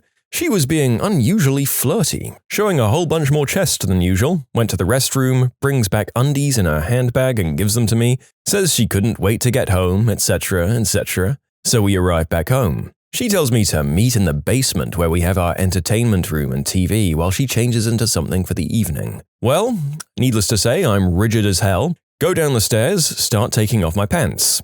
Surprise! About 30 friends in the basement for an early surprise birthday party. I fell backwards on the stairs, could feel my heart racing, and barely covered my fortunately rapidly deflating eggplants. You know what? I'd rather have had the intended evening's activities. I didn't even end up getting any birthday whoopee. We threw a surprise party for my brother's 30th. We did such a good job planning that he didn't even have any idea it was for him. My sister's birthday was about 10 days before my brother's, so we told him we were throwing a surprise party for her. Since it was before his birthday, we figured he wouldn't suspect a thing. He didn't. We actually had him in on the planning of his own party, asked him for his thoughts on food, drinks, among other things. We had all of his best friends, the entire family, minus my sister oddly enough, and he walked through the door and we yelled, "Surprise! You idiots! I'm not my sister!" He looks around and sees all of his friends, and a few seconds later it finally registered. He was so grateful for the awesome party and he had a blast, but his initial reaction made it feel like the biggest failure ever. My boyfriend at the time and his female friend planned a surprise for me while I was at work. I was definitely surprised and overjoyed that all of my friends were at my house with cake and balloons and wine. However, after a while, I noticed that I couldn't find my boyfriend or his friend anywhere. Caught him on the porch making out with the girl who helped him set up my surprise party. He forgot I had a security camera pointed at the front door. That was not a good surprise. It's my party and I'll cry if I want to? My friend was having her art displayed at a local coffee shop. She had no idea that her artwork was being displayed and thought she was just meeting a few friends for coffee. There were a ton of us and we all waited anxiously as she walked in. She walked in saying that her dad ruined everything about 2 minutes from the shop, texting her, telling her that he wished he could have made it to her art unveiling. I have a relevant story. My friends planned a surprise party for me and they sent out a Facebook invite with specific instructions for everyone to bring funny hats and surprise me at this local bar. Then one of them accidentally invited me to the Facebook event. My girlfriend did the same thing. It was a surprise party at a karaoke bar, and they didn't turn the privacy setting off. So scrolling down my newsfeed, I found the damn event, sweetest thing ever. I played along as I could until I realized she was missing half my buddies. So I went and invited them. I let them know ahead of time of her mistake and to play along. We arrived at the bar, I act surprised, buy her a drink and tell her later in the night, and she falls laughing off the bar stool. Still the sweetest thing anyone has done for my birthday. My buddy, who does way more judo than people should, flipped his girlfriend clean over during a surprise party and broke her arm. Thought she was an intruder. Needless to say, they're married now. Was that needless to say? I think there was an equal or greater chance of that being an immediate breakup or coma. That said, I'm glad it worked out in this case. Maybe she saw him as demonstrating his value as a family defender. A few years back, we threw one for my Uncle Tommy. It was going to be at the Elks Club where he was vice president or some dumb crap like that, so we all got set up and ready to go. We were waiting and they were supposed to arrive at 6. It got to be 7:30 and we were getting worried. Turns out my aunt was taking my uncle to the park for a romantic walk, and then she wanted to take him to the club, and he'd be shocked as frick. But they got into this huge fight and he wanted to go home. Eventually, she did convince him to come. The excuse was that he had left his hat there and it was an expensive hat. She actually had to steal his hat in the middle of the night and drop it off at the club, so the excuse would have the truth to it. And when he walked in, he said, "Yeah, I heard her talking about this 3 frickin' weeks ago. I told the C word I didn't want a party, and here we go, a frickin' party." He knocked all the presents off the table, punched the cake, and left. He filed for divorce the next week and then moved to Florida.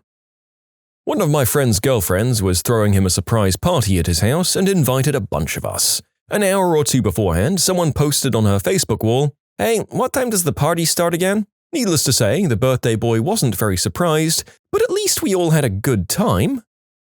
A girlfriend of mine punched her aunt in the face, broke her nose because she jumped out right in front of her when they yelled surprise. One hospital trip later, they decided not to throw surprise parties anymore. Mine was more of a I wanted to be a huge jerk moment. It was my birthday. I told my wife, let's have the friends over for barbecue. She says, okay. I spent afternoon mowing yard and setting up the patio. About an hour before people were supposed to show up, my wife said I needed to help her run to the store to get supplies. I was filthy, covered in grass and dust, sweaty as heck, so I said, just let me take a quick shower. She says we don't have time because she needs to start cooking, to take a shower when we get back. Okay, I reply, slightly irritated to have to run to the market dirty, but no big deal, right? Did I mention she's all dressed up? Well, she seemed to be dressed really nicely for a market or barbecue, but I didn't really think much of it. Hop in the car, head down the road, she's driving. We pull into an upscale restaurant parking lot. I'm like, what the frick? Then I see all of my friends' cars parked in the parking lot. Frick. Did I mention I was dirty and sweaty? Well, I was dirty and sweaty and smelly as hell. I wanted to be a jerk and throw a complete fit and go back home, but I didn't. I spent the evening in a nice restaurant with my nicely dressed wife and friends while I looked and smelled like absolute crap, pretending to have a nice time. You can submit your own stories to be featured here on the channel. The story submission link is in the description below. And if you want to listen to some vibey music in the background, check out easymode, also linked below, and subscribe. My aunt had set up a surprise 40th birthday party for my uncle. Everyone, about 30 friends, neighbors, and relatives, were hiding in the basement waiting for him to come up from work. His car pulled up. He runs to his house, everyone yells, "Surprise!" and he literally craps his pants. Turns out he'd had the runs that day and really had to go boom boom. We all had to wait until he got a shower for cake. I was 9 at the time and couldn't stop laughing. Parked in the driveway because I'm dumb as frick. He pulled in and asked what the frick I was doing at his house. He figured it out and I ruined the surprise party. I was delivering a hot tub to a customer. She had bought it for her husband who had been over in Iraq training Iraqi police. She wanted it to be a surprise for him. She had me arrive exactly 10 minutes before his party. Everyone was on the back deck but me. I had my trailer backed up with his brand new hot tub and was in the process of unloading it for them. He walks through the door and everyone shouts happy birthday about the same time I popped the strap on the hot tub. The strap releasing made a loud snap followed by a heavy boom as the tailgate released. The man was suffering from PTSD. He screamed and dove back through his door, knocking his wife into the cake, and he just lay there, curled up, bawling, like a smack addict in rehab.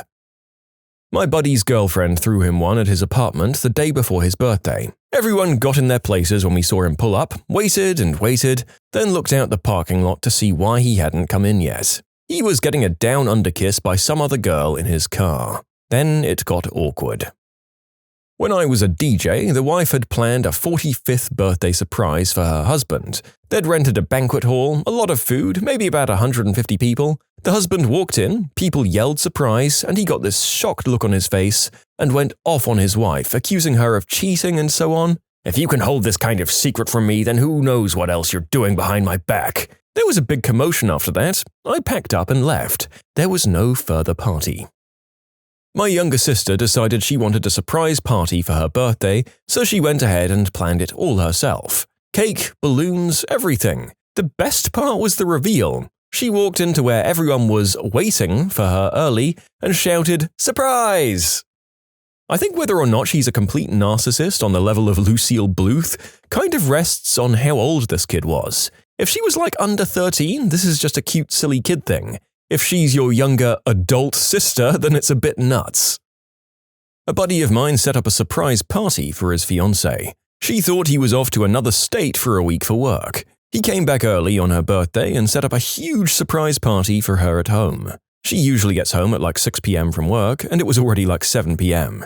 And we finally hear her coming, so we turn off the lights, and she comes home hammered with another dude she was going to take to the bedroom. Drama was all over the place. It was a huge chaotic argument, people were taking sides, my buddy was really angry and faked that he was calm, and then jumped like a cheetah. He moved out of his seat and decked the guy in the face and knocked him out. The guy deserved it. He was a pickup artist and knew she was engaged. She was just an easy catch, but still at fault, I suppose, and they ended up breaking up. Apparently, I'm so utterly oblivious that my surprise party was ruined numerous times in the weeks leading up to it. My girlfriend had set it all up weeks in advance and invited my friends, family, even co-workers. Every single group at one point or another slipped up and mentioned the party in front of me. I honestly had no clue. The day before the party, my brother was in town and had hinted that we'd have a great time tomorrow night. My girlfriend apparently cringed. Everyone was sure that I knew, but no one directly asked me. Luckily, they didn't. I was blown away when I got to the party. No one believed that I didn't know. Oh boy, I'd been talking to this girl I met through friends on MSN. She lived in the same town as me and we'd talk every day. Not on the phone though. Supposedly she was afraid of talking on the phone. Before I go any further, yes, she was real. Anyway, I kind of started to like her, and evidently maybe she did too. I say that because I got a call from her best friend. She told me that this girl always talked about me, yada yada. She invited me to her friend's surprise 16th birthday party. I came early, met her parents, her brother, her friends, and some of her extended family. They all said, "Oh, so you're John." So we get the word that she's on her way. We close the doors and hunker down. She comes through. She seemed really happy up until she saw me. She started crying and wouldn't talk to me. She hid in the back room and wouldn't come out until I left. I still don't understand. Oh, I'm sorry. Maybe you're just really, really ugly. One of my roommates last year had a girlfriend who was ultimately sweet but very clingy, controlling, and an alcoholic. She decided to throw a surprise birthday party for this roommate, who we'll call Kay, and had been planning it for an entire month beforehand. She invited all of his friends, recruited me and the other roommates to help decorate the apartment and fix some food, had posters and a banner printed out, and baked a huge elaborate cake. The day of the party, he came home 4 hours early. The girlfriend was absolutely crushed and spent the next half hour screaming at him about how he had ruined everything. We finally convince her that all is not lost and finish decorating while Kay sleeps. A note about Kay: at the time he worked nights at a bar. He normally slept during the day and was awake at night, but today he had been asked to work a double shift for some reason. When he arrived home the next day, he had been up for at least 24 hours straight. Anywho, a few hours later the guests arrived and everyone was having a good time, except for the girlfriend, who was still distraught that the surprise was ruined, and Kay, who was asleep. The girlfriend gets outrageously drunk and spent an hour or so trying to get Kay out of bed to enjoy this party that she threw for him, and he wasn't having any of it. When she finally manages to drag him out of bed, he pounds a few shots, we sing happy birthday, and he passes out again. The girlfriend at this point gives up and passes out on the floor of his bedroom. So the rest of the night was spent partying with these people we didn't really know and then cleaning up. We left most of the decorations for Kay and his girlfriend to take care of in the morning, which they never did. The monstrosity of a cake the girlfriend made sat in our fridge for a week before she remembered it existed. In short, alcoholic plans surprise birthday party for her boyfriend, the surprise is ruined, both boyfriend and girlfriend pass out not 2 hours into the party and never clean up. Oh boy, my time to shine. My mum was having a surprise party thrown for her 30th. They flew in the whole family, her parents came, the whole shebang. On the way home from work, she was driving on a mountain road and was hit head first by a truck. She was driving a VW Beetle. She was helicoptered to the hospital, needed emergency surgery on her back, and when she woke up in the hospital, they were trying to get her phone number to call the family. She couldn't remember it. So a house full of people were waiting for my mum for about 2 or 3 hours, and eventually she remembered the number. She was completely bedridden for 6 months after the incident. Crazy stuff. When I was 13, my mum's then-boyfriend wanted to throw her a surprise 40th birthday party. My job was to keep her out of the house after work or school long enough for him to set up everything and for everyone to arrive. I told her I wanted to use my saved-up allowance to take her shopping for a new purse. We were leaving the store, and as we were walking to her car, 2 men rushed by us and took off with her purse. She was happy with the party, but her worrying about having to cancel her credit cards and stuff put a damper on the occasion for sure. Okay, that is the most unique one we've had tonight. We've had people getting shocked and attacking people, relationships ending, a mixture of both, but this was the first time the surprise was ruined by a random criminal operation. I didn't see that coming. Mine was fairly simple as far as these stories go. The guest just wasn't surprised. We threw a surprise party for a co-worker of mine. When he came home, he was really sick and threw up black barf on his cake before passing out. Haven't seen him since. Last I heard is that he'd ingested alien goo or something. He probably ate some bad prawns or something. I worked quite hard at planning a surprise party for my best friend in the flat we shared. Her boyfriend was to bring her home at a set time. We were all sitting in the living room with our eyes on the front door, waiting for her to enter as we'd seen his car go by. All part of the plan, except he brought her in the back door. She walks into the living room, and all of our backs were to her, and she asked what we were doing. When I asked him why he brought her in the wrong door, he said it was because parking was better on that side. Idiot! Guy walks in with his pants open, stroking his Johnson. The lights go on, someone jumps out screaming, "Happy birthday!" The guy was scared crapless, pulled up the zip, jams it on himself and screams in pain. Everyone else jumps out and screams too. Everyone is screaming. My ribs hurt from laughing. Female friend of mine threw a surprise party for her boyfriend, 4-year relationship, and invited all of his close friends and some of her own friends as well. He was at his mum's place having a mini party with his family, whilst we were all waiting at their place, where he thought that they were just coming home to get ready and go out for dinner. We'd decorated the house with really awesome stuff, bought a DJ to play music, and brought really nice food. 3 cakes, one made by his mum, one made by her mum, and one bought by one of his friends. There were some quite expensive presents there as well. It was all adding up to be an awesome night. The guy then realizes that something's going on, and after 30 minutes of texting, he tells her that she should just F off, since she knows that he hates surprise parties, and that he isn't going to show up, and that after that he's just going to go watch a football match instead. He checks himself in on Facebook at the match 20 minutes later, ignores everyone's calls and messages, and about an hour later, we were waiting and eating some food since we weren't going to waste all this awesome stuff on this jerk, he shows up after half the people have left and breaks up with her. Yeah, he was a D-bag. Why did you get blocked by a famous person on Twitter? I asked William Shatner if it was true that he's a jerk, and he said yes, and then blocked me. I respect both of you in this situation. Alec Baldwin blocked me after his alleged parking incident. He tweeted something about getting out to vote, and I wrote back that parking was a little tough at my polling place, but I'm sure I can find a spot amicably. My sister was blocked by Ryan Murphy because she said something bad about the writing of Glee. It's still crazy to me that a show that established in the first episode that it was a parody of high school dramas and musicals so quickly turned into the thing that it had parodied. I was blocked by the UK celebrity Mel Kershaw on Instagram. All she did was post promotions and adverts for stuff she was being paid for. It never once said promotion, so I mentioned it in the comments. Blocked. Was blocked by both Chris Brown and Famous Dex because I tagged them in memes about domestic crimes and stuff. I didn't get blocked per se, but back in the MySpace days I told Ice Cube if he was in my area he could come smoke a doobie with me. He replied, "Don't do substances," and then unfriended me. I have a friend who was blocked by Smash Mouth for implying that the lead singer and Guy Fieri are the same person. He then sent a cease and desist letter to the radio station they work at. Sensitive guy, that Guy Fieri. I was banned by Tito Ortiz. He got himself trapped inside an elevator and didn't appreciate me telling him his head was too heavy and he should have taken the stairs. You know, Piers Morgan didn't like it when I reminded him of the time he intercepted voicemails on Nigel Haver's phone so he could print stories about the guy's dying wife.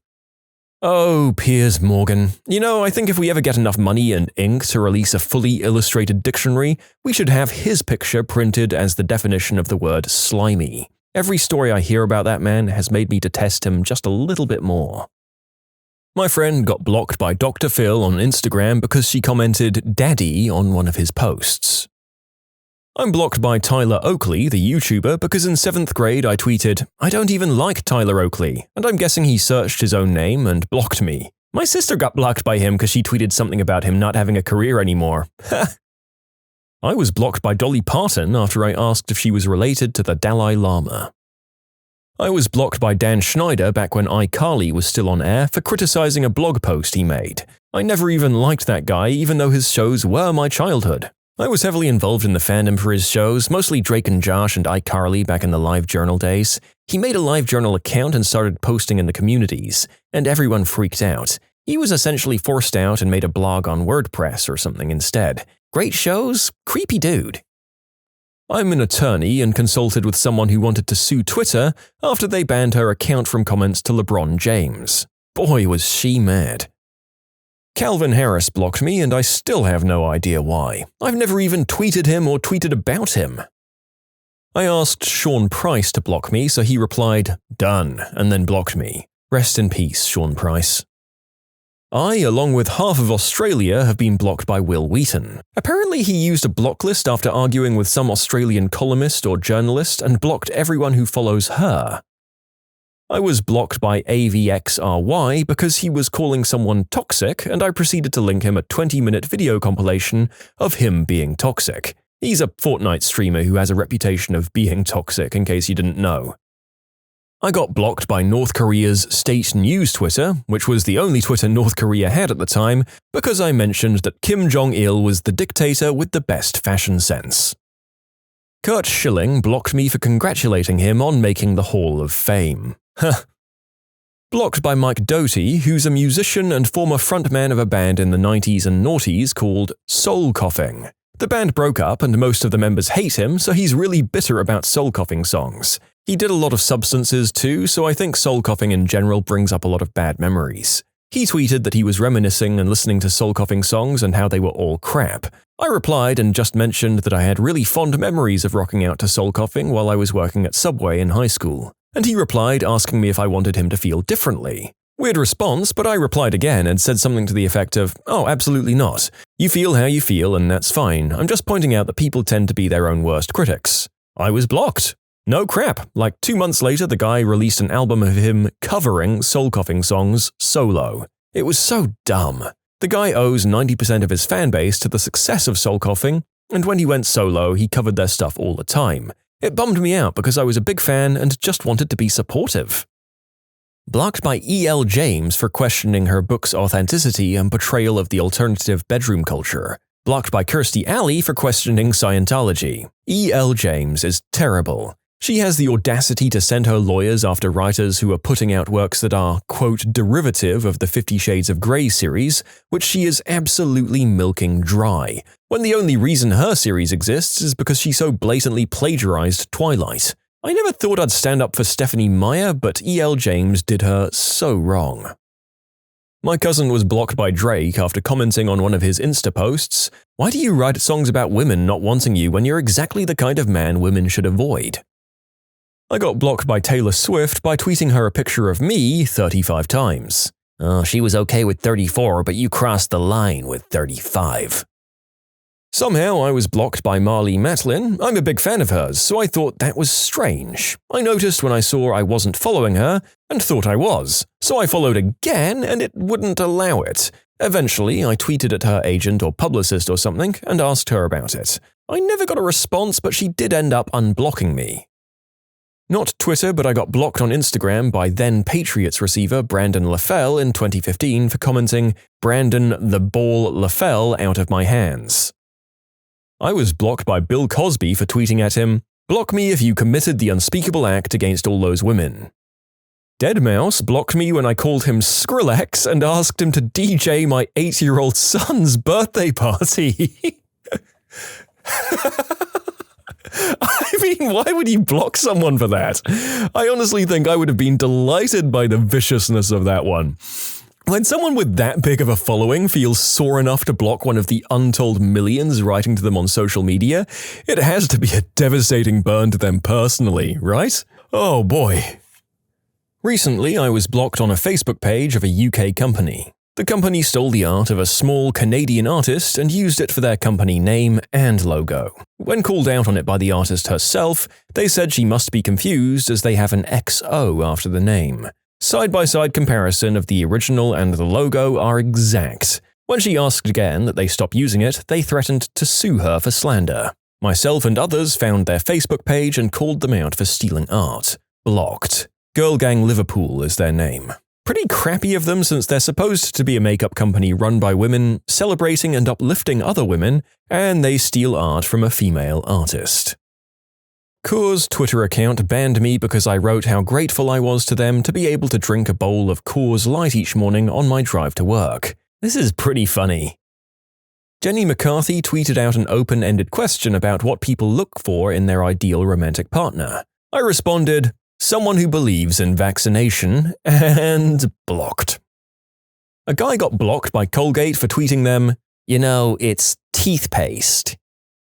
I tweeted a picture of a burnt hot dog to Ryan Reynolds and asked if it looked like Deadpool's member. Blocked. No regrets though.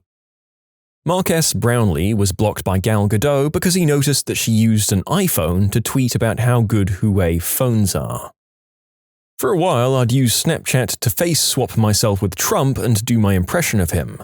I'd share these impressions on Twitter and tag him in the posts. One day, I come to find I can no longer tag him. I was blocked by the President of the United States. I've since been unblocked because of that judicial ruling about freedom of information or whatever. Getting blocked by Trump is too easy. The man has a thinner skin than a shaved grape.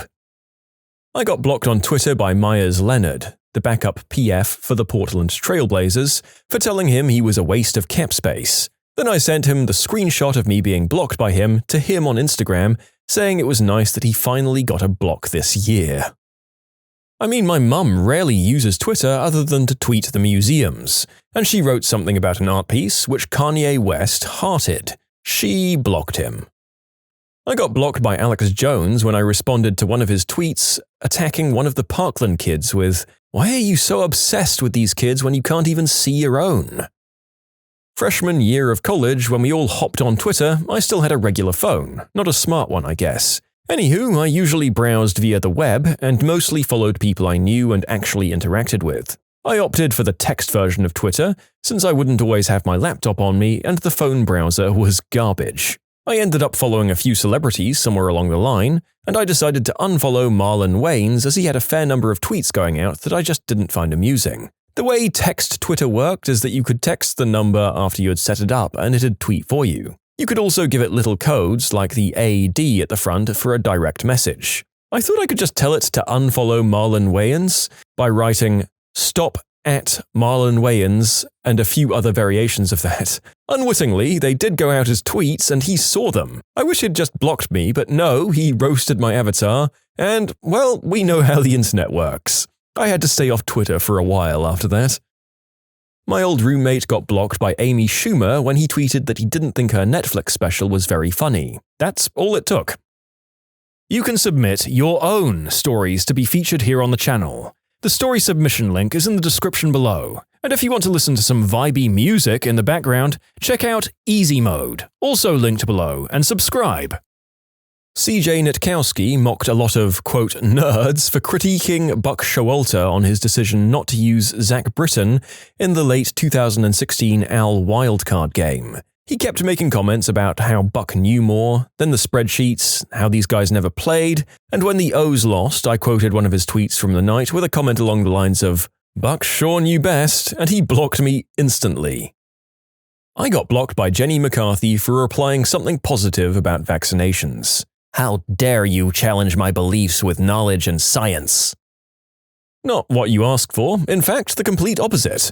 At the time, I was pretty heavily anti-Chael Sonnen, the MMA fighter, and I called him out for his antics on Twitter, being a typical youthful edgelord like I was. While all this was going on, I was in the process of raising money for charity. I grew my hair and beard for a year, no trimming, no grooming, no nothing. I'd been putting the link out on my Twitter quite heavily to try and get donations. Wouldn't you know, Mr. Sonnen ignored all of my crap talking and actually donated to my fundraising. It really made me look in the mirror and look at him as a person. Now I'm a couple of years older and I can see that he's actually a pretty decent guy who played a character for promotion purposes. In short, I griefed an MMA fighter on Twitter. He donated to my fundraising instead of getting angry.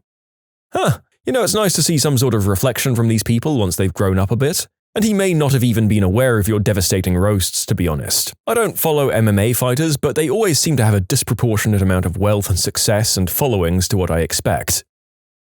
I started a podcast about comic books. I'm not a Twitter user, but apparently it's a thing you do. So I started following the accounts of numerous artists and writers. I hadn't followed comics in decades, so I had no idea about whatever drama was going on. Turns out that by following some people, I'm on some sort of block list for other people's Twitter. What's crazy is that it's an industry in trouble. Comics used to sell much better than today. It used to be you were cancelled if you sold less than 100,000 copies. Today, the average comic from DC or Marvel sells around 8,000 copies. So the notion of blocking potential readers is odd to me. I got blocked by Joel Osteen for tweeting, "If he could, Jesus would slap the frick out of Joel Osteen's slimy plastic face." But was I wrong? Alec Baldwin blocked me for saying that Boss Baby sucked. I got blocked by Kevin Durant after I asked him how Draymond's butthole tasted. I made fun of a Call of Duty esports player by saying his nose was big, to which he blocked me. I then met him at a gaming event in New Orleans where I shook his hand and asked him to unblock me, which he did right in front of me. I proceeded to tweet about his nose again, and I'm still blocked to this day. I got blocked by William Shatner. He was fighting on Twitter with a coworker of mine, and I responded with something like, "This seems like a misunderstanding. Please don't fight." He proceeded to talk trash about my job title, and I responded something like, "Whoa, I'm a fan. When my mum was fighting cancer, one of the things that made her smile was when we'd watch Boston Legal together." And then he blocked me and basically everyone who works at my company. So yeah, screw that guy. Yeah, he's notoriously hot and cold with fans. One moment he'll be super sweet and act like you're the world to him. Next moment he'll be shanking your mom to death for being in the same airport as him. CNN blocked me because I sent them a picture of Patrick Star punching SpongeBob after I told them a violent fight broke out in downtown LA. My husband. He kept reminding the singer Brandy about the time she ran over someone. He personally dislikes Brandy and finds it ridiculous that everyone just got over the fact that she killed someone with her car. I thought him getting blocked was appropriate and also hilarious. My husband always tells me about how he made a Twitter account to share a nice comic he doodled with Wizards of the Coast, and he got banned from Twitter for it. One tweet. Jonah Hill blocked me for repeatedly commenting, "Do you like propane and propane accessories as much as your Uncle Hank?" A famous writer blocked me because I told her how hormones work in males and females and how having less testosterone didn't make women bad at logic. She does workshops about this stuff and people pay up to $200 to attend it. It's usually targeting women to teach them how to be more masculine in terms of being smart and confident and stuff. Utter garbage. I got blocked by Janelle from Teen Mom, and yes, I'm stretching famous quite a lot here. I called her a trash piece of crap mom. I still don't think I'm wrong. My friend got blocked by Trump because he kept tweeting at him about how hot he thought he was and begging to bang him. I was blocked by Craig Ferguson because I tweeted at him that his mustache was ugly. The mustache was short-lived. This is my crappy story about meeting the legitimately rad dude Doug Benson as I waited for my in and out order. Back when Twitter was text-only, 40404, no app, I was a junior in high school. Still pretty straight edge, and I thought it was funny. I'd been trolling Doug Benson of all people and being a genuine jerk. He blocked me. Cut to 10 years later, and I'm a large advocate of green herb. I'm really into the LA comedy scene, and Doug is one of my favorites. A really funny comedian. He's in Trailer Park Boys, Super High Me, has great podcasts, and is very connected to his online audience. I've seen his Doug Loves Movies show live multiple times at this point. I'm seeing another show with my buddy, and we were in standing room only. My buddy and I leave a little early to catch a bite, and as we're walking back to my car, we catch Doug in the alley, smoking with a circle of guys around him, all talking about their favorite things of his. I'm not a fan of meeting people I like in real life, getting photos and all that crap. Our relationship through my headphones is enough for me. But I figure, hey, this would be a great time to finally get back access to his Twitter, so I can at least know if he's coming to my town in a bit more advance notice than just hearing about it in a podcast the week it happened. We go over to him, I ask him if he wouldn't mind unblocking me as I go in, and he's just genuinely really cool about it. He asks why he would have blocked me in the first place, and I said I was just a stupid high school kid.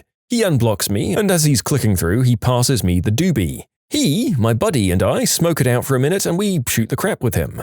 I feel like it's time to go, shake his hand, and we go on our merry way. Pretty perfect outcome in my book. Amy Schumer did one of those "tell me something I don't know" tweets. I was the first one to reply, "comedy," and blocked.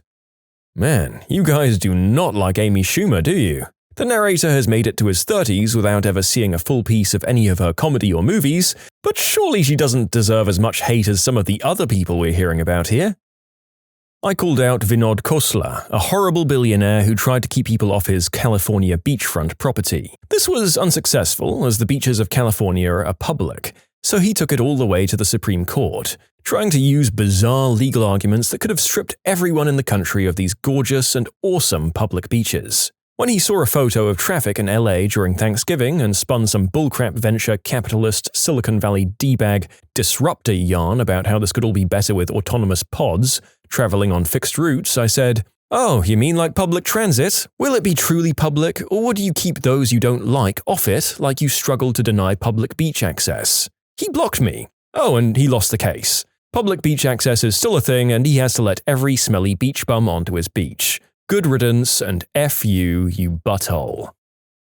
I got blocked by Kanye West after tagging him in a picture of an answer key a few years back. I got blocked by Steve Shives. Also, Will Wheaton blocked me after I called him a prick. I was blocked by Nick Crompton for tweeting that England was in fact not a city. I got blocked by Jenna Elfman for linking, I didn't even tweet, her disastrous Ask Me Anything on Reddit when all the comments turned to her involvements with Scientology. I was blocked by the Stone Cold Creamery Instagram because I kept DMing them memes. Not me, but a friend tweeted at Bush his McDonald's receipt with the order 911, asking if he had his order. Corey Feldman blocked me because I listened to a radio show that did a whole bit mocking him. You know, I don't really know what else I expected, but 99% of these are just flat-out admissions from people trolling celebrities. Wow, people really don't want to hear from you anymore after you tell them they suck and to go choke on a whole bag of Johnsons? Really? Got blocked by John Crook for making one nut jokes and hashtagging one nut Crook on all of them. I was blocked by a YouTuber who recently brought a pedigree kitten. To justify not rescuing a cat, instead she said she was allergic to rescue cats and could only get a pedigree. I said, with no hatred intended, that being a rescue doesn't mean they can't be pedigree as well, it just means they don't have a home. Blocked. Smash Mouth announced a tour with Toad the Wet Sprocket and announced a contest to name the tour. I suggested the Washed Up Tour and got insta-banned. No sense of humor. I'm currently blocked by Melania Trump because I replied to one of her tweets with a meme about her husband looking like a burnt potato. I'm blocked by Chris D'Elia on everything, and he recorded it. After seeing his Man on Fire special, I commented on his Instagram post, "Man on Fire wasn't great. That's it. Just my opinion on his special. Although his previous work and podcasts are amazing." So he goes through the thousands of comments, sees mine, and blocks me on Instagram. I find out weeks later. One day he tweets something and I reply, "Wait, can you unblock me on Instagram?" He replies with a laugh and blocks me on Twitter as well. The worst part is he recorded himself blocking my Twitter and posts it on Instagram. I can't link you because I'm blocked, but scroll down to around June of 2018 and you'll see the video. I was blocked by George Lopez because my friend told me to tweet him to fist my butt. What happened when the quiet and nice guy finally raged out? My mum. We had what we now refer to as the Jerry Springer Christmas when I was 7 or so. One aunt hated her sister-in-law and just started screaming at her. Then shoving started, husbands got involved, and then it just continued to devolve from there. My mum went straight into mediator mode and tried to calm everyone down, but it wasn't working. She decided to come check on us kids and found my cousin and me holding each other and sobbing because we were scared. The next thing I hear is her scary mum voice screaming over everyone, "Listen here, you mother frickers, my kid is crying on Christmas because her family can't keep their crap together for the one day a year that we all see each other. You're going to march your butts into that room single file and apologize to each kid individually, then you're going to shut the frick up until I get them out of here. We're going to go find and look at lights, and this family better be the picture of goddamn Christmas joy by the time we get back." My mum had never really cussed in front of me before and had only ever used goddamn when things were really bad. That side of the family didn't celebrate Christmas for a few years after that. A colleague at work was getting chewed out by a customer about something completely irrelevant. The guy was one of the most placid humans I've ever met, but he just snapped and tore into this guy for about 10 minutes until the manager came down and took him to one side. Never saw him lose it like that again. I had a master sergeant at one of my units in the army. The guy was half asleep most of the time. I don't think I ever heard him talk more than once. One day, all of the guys got called into a large classroom and he was in there looking upset. He launched into a rant about how easy it was to go number one in the toilet instead of on the ground in front of it. The guy was passionate about where people went number one. Drew a stick-figure diagram all angrily showing how you use one hand to stabilize and aim your stream into the toilet. I had to keep from laughing because he seemed like he was about to blow his lid. A mechanic I worked with was getting verbally attacked by a customer claiming he ripped him off. The guy's going off, saying all kinds of racist crap, and then stepped up like he was going to swing. Henry beat him to the punch, literally. Then he walked calmly to the back office and called the cops on himself. One of my teachers in high school was the calmest dude ever. Never yelled, never told kids off, would just laugh and smile and wait for us all to calm down and then continue with his teaching. One day we must have been getting particularly rowdy and we weren't calming down like we usually did. He couldn't get a word in edgeways. I could see him getting increasingly frustrated and eventually he just bellowed, "Shut up!" And the entire class was shocked into silence. He never had to do it again. That's the thing about the nice people in life. Often when they do go full murder rage, it's that much more shocking because of who's doing it, not the fact that it's happening to begin with. You know, it takes a lot to make my mum yell. On the rare occasion she did yell, it still felt like she had self-control. Like she yelled on purpose because there was a reason to yell. Like she needed to be that loud for us to hear. Or one of the kids needed to learn to never run into traffic again, for example. But one morning when we were teenagers, my brother was being really difficult. And my very sweet, soft-spoken mother yelled, "God damn it, Sean!" and threw a butter knife down so hard that it stuck a 1/4 inch deep into the oak hardwood floor, against the grain. I can still hear the noise it made. You know, we were all very well behaved for the rest of that day. I did eventually ask my mum why she did that, and her explanation was that she felt too angry to hold a knife, even a butter knife, and was trying to get it out of her hand before she did something terrible. I was chilling at a friend's house as a kid.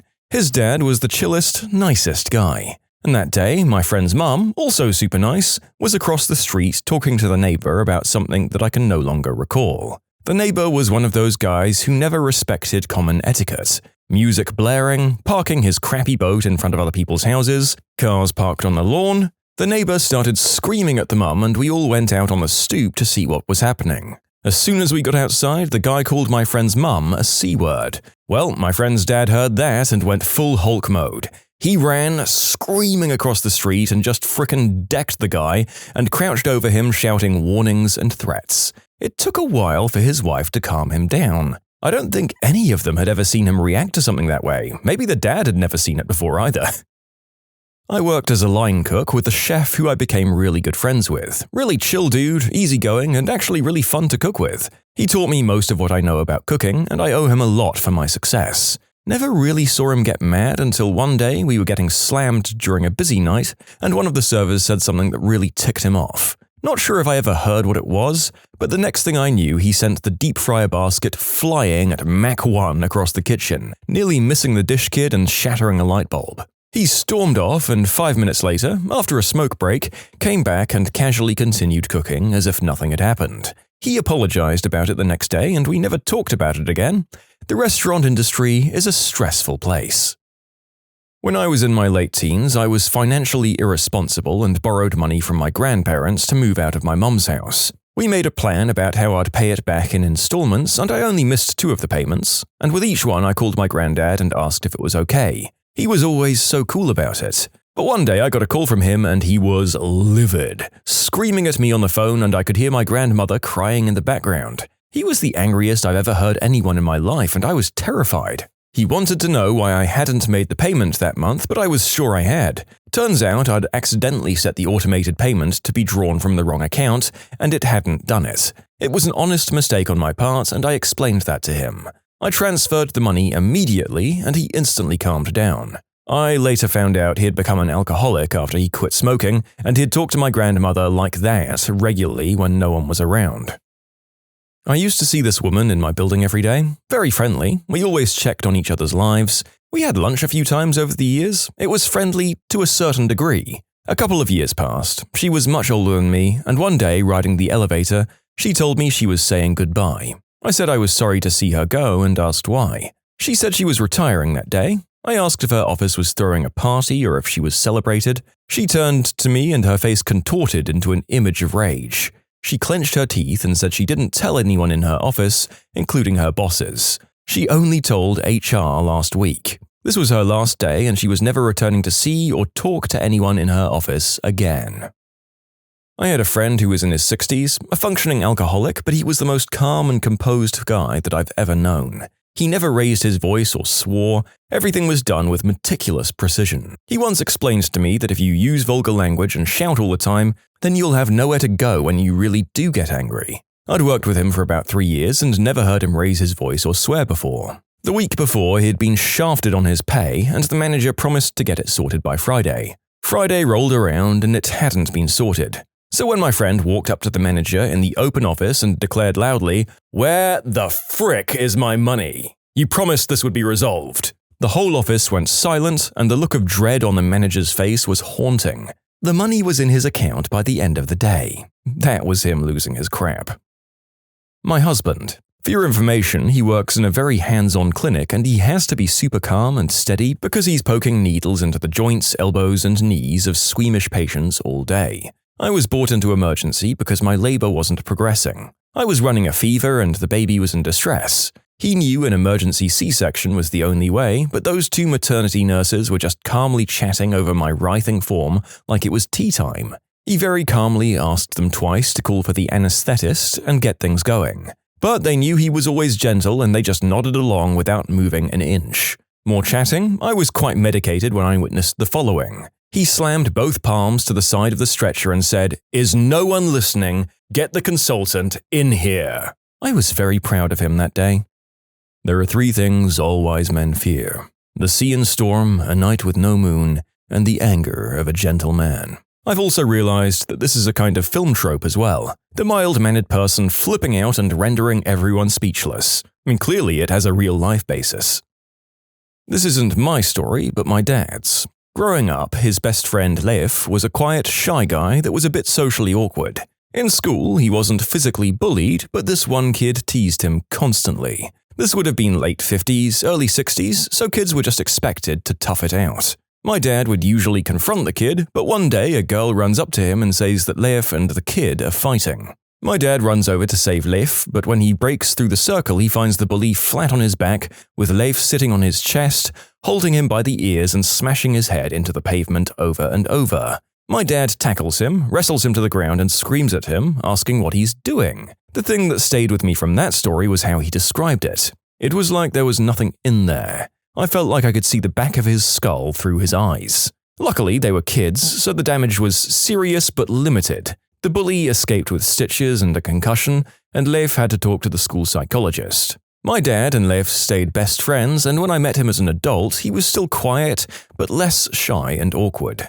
Man, my grandma has a similar thing. This boy was a couple of years older than she was, and he was constantly picking on her. He's riding his bike home from school one day, and he rides past her and he's shouting at her, and she knocks him right off his bike and beat the crap out of him. My sweet little granny. The neighbor saw it and said he was proud as crap that she beat the snot out of this crappy little kid. I think it was the start of my grandma's bad witch streak, because not much later she started street racing. She was allegedly a sweet little girl, but man, I think she must have had a mean streak in her.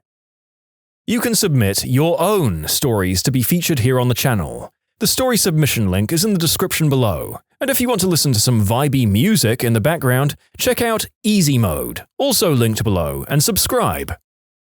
My dad is the most mild-mannered person I've ever met. He's the most composed, level-headed man that I know.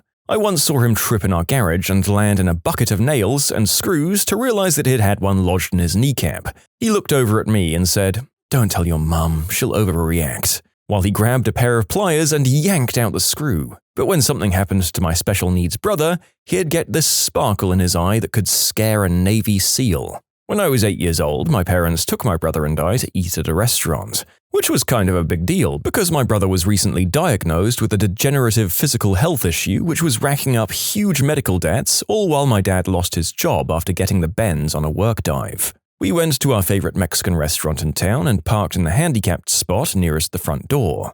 I still remember having an unusually light-hearted time in which I could see my parents' stress level subside and listened to funny stories about the past. We simply enjoyed a memorable dinner with lots of laughter. Looking back, I realized this was a big expense that my parents probably couldn't afford and sacrificed for, so that we could have a normal night as a family. When we left the restaurant, we found a car parked next to us, not in a parking spot, but in the yellow stripes immediately next to our van. Normally, this might not be an issue, but my brother was in a wheelchair and we had a folding ramp. Not the hydraulic lifts that you see today, but a heavy metal powder-coated ramp. This was a Friday night, so traffic was crazy busy and my parents didn't feel comfortable just backing up into the street to load my brother, so my dad went into the restaurant to see if the manager could find the owner of the car and ask him to move. When my dad emerged from the restaurant, I saw a look that I've never seen before. It was one of focus, determination, and rage. He looked at my mum and told her to get in the car. She just hopped in and said, okay, in a way that indicated she knew something was about to go down. He turned to me and said, "Watch this crap." He unfolded the ramp and it slammed down onto the roof of the car next to us. He then turned to explain that the manager had just told him, "I'm not responsible for what happens in the parking lot. Why don't you just figure something out?" So my father did figure something out. To be clear, there were maybe 4 or 5 groups eating in the restaurant. The manager could have easily asked someone to move. We waited for a minute and the manager came out yelling, "What are you doing? You can't do that!" This was when my dad lost it. At this point, he picked up my brother's wheelchair with him in it, which weighed about 150 to 200 pounds, and sat him on the hood of the car while yelling at the manager. He then jumped up on the hood of the car, picked up my brother to put him on the roof of the car, still giving my manager the business. He jumped up to the roof and calmly rolled my brother across the ramp from the roof of the car into our van. He told me to get in and calmly told the manager, "I figured something out." Since that day, I've never seen anything remotely close to the same level of anger from him. We laugh about the story from time to time, and my dad is always quick to say that he overreacted, but I think he reacted just fine. We do believe that the car in question was the manager's because any customer could have seen what was happening from inside the restaurant, so we don't feel too bad. My dad never had to do this again because he had some incredibly bright orange stickers made to say, "You park like a moron," that he kept on him at all times just in case someone needs to be reminded of what they are by placing it on their driver's side window.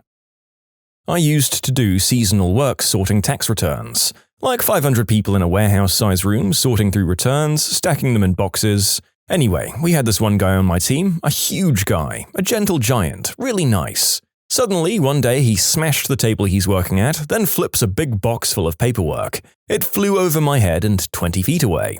He threw the table out of his way, then stormed out. Turns out he was getting his paycheck garnished for something or other. Well, they would have thought twice about doing that again. I have no clue whether the garnishment was deserved or not, but maybe avoiding making your Hulk-sized employee angry and looking the other way is a policy a lot of managers make a point of following. I remember having these two friends in the 5th grade who at the time I didn't think they'd thought of me as their friend, because I'd been bullied up to 4th grade, moved the summer before 5th grade, and everyone called me annoying and kept me at a distance for those 4 years. There was this one day where the one kid was being a complete jerk for no reason, literally just making fun of people, pushing others, so on and so forth. Well, for some reason, he decided that I was worthy of getting punched, so he came from behind and somehow hit me in the eye. This was at recess, mind you. Well, when I got back to class, these two tall kids, one girl and one guy, saw that I had a bruised eye and had been crying. The moment they got the chance, they came over and asked me in an angry tone, "Who hurt you?" And I remember thinking something like, oh crap, I can't let them know who hurt me, they'll kill him.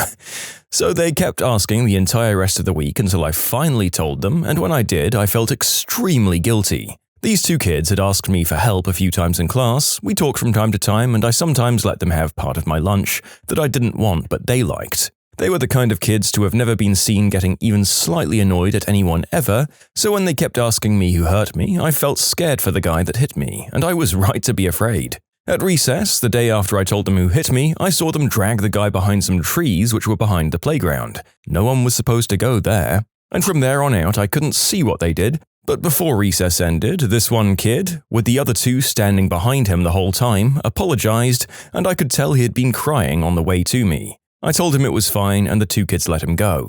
After he left, I asked them why they hurt him, and they said, "Because he hurt our friend and we'll do it again if he tries hitting you again." I did feel like crying after they said that, but held my tears in. For the rest of 5th grade and up, and all of middle school, they hovered around me, and anyone who seemed like they might want to start crap with me got chased away by my two friends. If I could find them again and express my gratitude to them, I'd do it 1,000,000 times over. They were the very first people to get angry on my behalf, ever, and stick around with me. My math teacher in middle school. He would even brag about not being angry and about how it was a useless emotion. One day, this kid ticked him off so bad, he swiped all of the kids' crap off the table in front of the whole class and kicked him out. My 5th grade teacher was a very calm and collected individual, except for one time when a kid said her mother did the deed with men for money. The teacher lost it. She was screaming about disrespect and stuff and even called her mum, put her on the speaker and asked if she was a working girl, in front of the whole class. I miss that teacher. My first semester in college, I was in a math class with a horrible teacher. The entire class hated him. The girl that sat in front of me was very sweet and soft-spoken. One day, I don't remember what set her off, but she just snapped and started screaming at him. It caused such a commotion that someone had to call security to check if everything was okay. The teacher quickly dismissed security and went back to teaching like nothing had happened. I've noticed this with people who are aware that they're the jerks when people call them out on it and lose their crap. They try to sweep it under the rug, move on as quickly as possible, and pretend nothing happened. My boss does this. I'm very chill, but every once in a while he pushes me over the edge and I tell him off. He often won't respond or makes eye contact and then pretends like it never happened a few minutes later. If they acknowledge it, then they'd have to apologize, and that'd hurt their pride too much. Oh, boy, do I have one for this. So during my previous pre-pandemic job, I worked with a really talented, super nice manager named James, who was a total professional and very good with customers. He's one of those guys you look at, and from sheer physical size, you'd think he could easily be a bouncer. But he's just an absolute teddy bear of a human being. It didn't matter what changes came down from the top of the company or how business was going, the guy just soldiered on as a beacon of positivity. Never got visibly mad or upset, he was pure Teflon to bad news. But one day I got a call from a janitorial service we contracted with to do a lot of the deeper cleaning at our facility. During this call, they asked me to confirm that we have 2 day shifts and 1 overnight shift cleaning our building. I don't know why this came up exactly, but it was puzzling since we only ever had 1 day cleaning shift and 1 overnight cleaning shift, and this had been the case ever since I began working at that particular location. It had probably been 1.5 years, maybe 2 years by this point. They kept insisting that I must be mistaken and that surely there was a second shift during the day that I was just missing. However, I was the guy who had to regularly review their work and submit this feedback to the contracted company, so I was 100% certain that we'd only ever had the 1 day shift. Eventually, I put them on hold and informed James of this, and like a switch, the guy completely changed his attitude. Gone was the James who always had a smile on his face and never let anything get to him. In his place arrived a stone-faced mountain of a man who asked me to let him talk to these people. I gave him the phone, he goes into his office, and I watched through the window as he becomes increasingly animated, maybe even to the point of outright yelling, as the truth comes out that we had been charged for the second daytime janitorial shift that had never actually existed. It was like watching a teddy bear turn into a grizzly in the span of 3 minutes. The guy was able to move past it and returned to his normal self after the call. But while he was on it, I could tell he was just incensed by the fact that we were being billed for services that we weren't actually receiving. Klutzes. What are the worst injuries you've sustained doing a basic task? I dislocated my knee putting socks on. I was standing near the foot of my bed and was doing a balancing act putting the socks on. When I went to put my right leg back down, my pants leg somehow got stuck on the footboard of my bed. My jeans somehow decided to rip and my knee moved in a way it was never intended to. I'm definitely a klutz and tend to find myself in weird situations like this far too often. I got out of bed a few weeks ago and turned my ankle. I tore every ligament and have to use crutches now. Laughing with a friend of mine at Dairy Queen. I laughed so hard because he pulled out a Johnny instead of money and he thought everyone saw him, so I burst into gut-wrenching laughter, apparently rupturing my L4, L5, S1 vertebrae, requiring immediate surgery. Tore my ACL and meniscus in my right knee while pulling my pants up changing in the locker room after swim practice. It took 2 surgeries and 6 months of recovery to get back to normal. Because of pants. I was sitting on a couch. There was a blanket on the floor barely covering my feet. While seated, I leaned forward to pull the blanket onto myself. I pulled a muscle in my back and was out of work for 4 days. I broke my collarbone after accidentally rolling onto the floor off a bunk bed. It was the bottom bunk. My brothers and I shared a room until I was about 9. As the youngest, I was usually assigned the top bunk. At one point, I woke up face down on the floor with a nice crusty pool of blood in the carpet about the size of my face. Sometime throughout the night, I'd fallen off the bunk and nearly broken my nose, but simultaneously knocked myself out from the impact. Rather than get a railing, my dad built a custom bunk bed with 3 bunks, like an L-shaped desk with 2 levels, and I was assigned one of the lower beds. My middle brother ended up jumping off the top bunk into the lower bunk quite often. Once he jumped too far and broke his nose on the wall. I think all of us are a bit clumsy. The narrator doesn't think that you or anyone in your family should be allowed near multi-level apparatuses again in your lives. Those things clearly don't agree with you. Hopefully nobody in your family works on scaffolding because that's a tragedy waiting to happen. I've pulled a muscle while doing the incredibly complicated task of walking and taking off a jacket. There was sudden lightning in my back, I couldn't walk for a week, had to go to physical therapy for 3 months. Turns out I wasn't using my muscles correctly for years. I had to relearn how to use my own body so that it hopefully won't happen again. Physical therapy is great, by the way, even if you aren't in pain anymore. I injured my knee by crouching to pet a cat. I could barely walk for a few days and couldn't do any exercise or sports for nearly a month. I built a nice counter for our laundry room, installed a new washing machine, installed the wall-mounted dryer, made shelves with the leftover wood, and even found time to plant an apple tree that my mum bought, all in the same day. I then slipped a disc when I was washing my hands. When I was a little kid, I fell over and broke my collarbone while sitting and eating waffles. I wish this was fake, although it was pre-broken. About a year before this incident, I'd broken the same bone playing on my mother's bed. I believed I was a Power Ranger and rolled off the bed onto the hard wooden floor. I was once concussed after being dropped off late to school, turned back to wave to my dad and ran smack straight into a stop sign and dropped cold. Little me, about 8 years old, spent a few hours gazing through his telescope at the moon, the stars, and the sky. It was awesome. When I was done, I hugged my telescope, optical tube down and eyepiece up. I was very short, very, very short, almost telescope size back then, so of course I tripped. By reflex I looked down while at the same time the big end of the telescope hits the ground and my mouth caught the eyepiece, almost, right between the upper lip and the nose, went almost all the way in. It turns out my face is a gusher. In 2 spots it went all the way through my face meat and hit my front teeth. Lucky me it didn't crack a tooth. Thanks for the ER trip, Mr. Telescope. Who knew stargazing was such a dangerous activity? I sneezed and threw my back out. You know all those terrible injuries you get by exercising with heavy weights in the gym if you use poor technique? Well, how about stubbing your toe on the power rack so hard that you can't walk for days? My buddy decided to use the bench after someone had pressed 3 plates per side onto the rack and then not taking them off afterwards. Not being a physics person, he unracked all 3 plates on one side, went around and began to unrack one plate, and the bar flipped up, smacked him, and dropped the other plates on his big toe. He took a 8-year break from the gym after that. Pulled a muscle in my right butt cheek while taking a nap. Couldn't walk properly for the next 7 hours. 2 years ago, I tore my meniscus and blew out my knee playing ping pong at our office Christmas party. Stepped to the left and went down hard. Worst part was 2 days later when I finally stubbornly went to the emergency room and the nurses told me that the guy in front of me, a pro athlete, had the exact same injury from a vicious hockey hit. I bowled in college. One day I ended up showing up to practice late because I slept through my alarm when I took a nap. So I was rushing to get to practice like, oh boy, I've screwed up.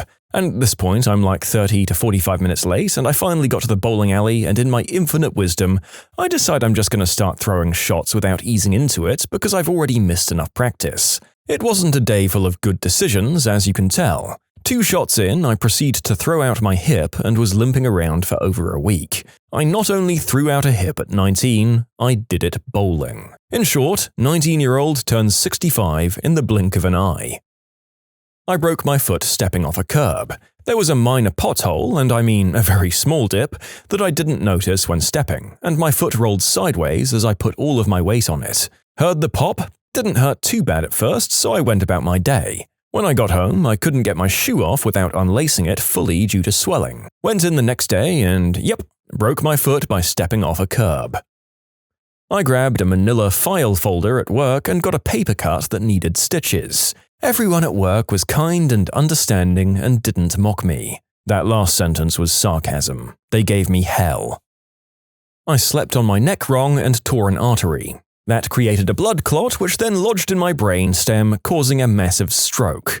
I spent a month in the hospital and had to relearn to swallow, speak, focus my eyes, stand, walk, and a dozen other little things. Don't fall asleep watching YouTube videos, I guess. I was cutting potatoes. Couldn't figure out why I couldn't cut completely through this specific potato. It turns out my finger was in the way. It wasn't a bad injury, it didn't hurt at all, didn't need stitches, and was actually pretty funny, but there was a ton of blood, and all the other students and the teacher were freaking out. Bleeding is fun, guys. Oh my god, someone's nerves weren't doing their job. I know that temporary suspension of pain can be a thing, but you do make it sound like you were carving away wondering what that bone-hard blockage was for a few seconds before you realized. Surely you should have noticed. In college, I broke my toe tripping over my desk chair in my dorm trying to get to my alarm to turn it off in the morning. Yes, I did turn off my alarm, but then I went back to sleep for about half an hour more. It only hurt like a stubbed toe at first. When I woke up later, it hurt a lot more and was all kinds of different colors. I was 7 years old playing tag at a local children's park with a few friends. It was about 6 or 7 p.m. in the fall, getting darker by the second. I was running from the kid who was it, and because of how short I am, I ran into the plastic outside the bottom of a walkway, making a very deep and wide gash right above my right eyebrow. I blacked out for a minute or so. I came to without feeling any pain, and it didn't help that I have a very high pain tolerance. I felt something wet on my head and put my hand to it. Because it was dark out, young me saw the darker tinted substance in my hand. Thinking it was ketchup, I licked it. After about 10 seconds of processing the taste, I realized, oh, this is blood. I ran over to my dad and he, laughing his butt off, decided to take me back to our neighborhood to consult with our neighbor and good friend who was a nurse. She tells my dad to take me to the emergency room. At this point, he was laughing even harder. We went in, I got some stitches, don't remember how many, and I also got made fun of by my father. You know, 2 things have happened today that made me wonder if I'm the only one this crap happens to. The first, I burnt my eyelids after the egg I was frying flew out of the pan and smacked me in the face, and the second, my son fractured his wrist by banging into a pole while he was walking down the street. I used to skateboard about 25 to 30 kilometers a day when I lived in Amsterdam for at least 3 years straight. Never had any injuries or accidents. It's as easy and automatic as riding a bike is for the other Dutch people. I went out to skate for 2 minutes in the UK, fell and broke my collarbone right away. I blame having to ride on the other side of the road and bad luck. I stabbed myself in the butt cooking a pork chop. I was pan-frying it and had a knife in my right hand to keep checking it to see if it was cooked, by stabbing it. I'm really not a good cook. I kept said knife in my hand and the oil spat at me and I jumped and bam, stabbed myself in the butt. I also have a 4-inch scar on my inner arm from playing on the swing. But I constantly hurt myself in stupid little ways because I'm so damn clumsy. Not me personally, thank God, but someone I knew cut off their finger slicing a bagel in half. Using a handheld mixer to puree some mushrooms. Mushrooms clog the blades, I use my finger to remove the mushrooms, and without thinking, press start and cut my finger. 10 minutes later, do the same thing with my other hand. You can submit your own stories to be featured here on the channel. The story submission link is in the description below, and if you want to listen to some vibey music in the background, check out easymode, also linked below, and subscribe. Not me, but my husband. He brushes his teeth very hard and fast. One day, he somehow hit his teeth and broke the toothbrush in half, then stabbed himself in the cheek. After 2 hours of trying to get the bleeding to stop, I bought some butterfly sutures to close the wound.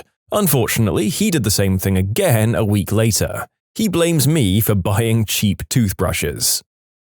I broke my ankle while walking down the street in a foreign country. Slipped on a wet drain cover on the sidewalk. Surgery that night, 2 weeks in hospital, then managing the rest of the study abroad program on crutches. Years later, I now have major arthritis in the broken joint, which is more and more significantly limiting my mobility. As a bonus, I managed to break my toe by stubbing it while walking across my bedroom the day after I got back from a trip to a different foreign country. All my friends assumed that I'd injured myself abroad again. In short, walking normally leads to broken bones.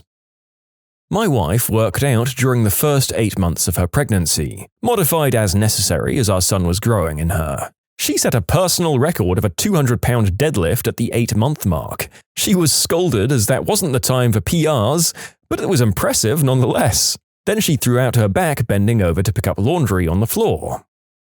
I fractured my wrist falling off a couch. I pulled a muscle in my hand while wiping my butt once. I also damaged my vocal cords because I held in a sneeze. I stepped on my finger and broke it when I was tying my shoe once. I got hurt by a screen door. I was taking my dog outside to use the bathroom early one morning, and Snoopy decided he had to go real bad and started flying down the stairs off the back porch. He was on a leash, and I didn't want to hurt him and make him fall down the stairs, so I rushed out behind him. I was wearing a pair of wool socks and slippers, and as I awkwardly started following him, the bottom corner of the screen door clipped me on the heel. It hurt a bit, and I just limped around as he did business. When I got back inside, I decided to take my sock off because it was uncomfortably hurting, and I saw there was a good amount of blood that had seeped through the sock. I pulled it off and saw that I had a pretty big gash across the back of my ankle. A frickin' screen door did that to me, all because of crappy timing.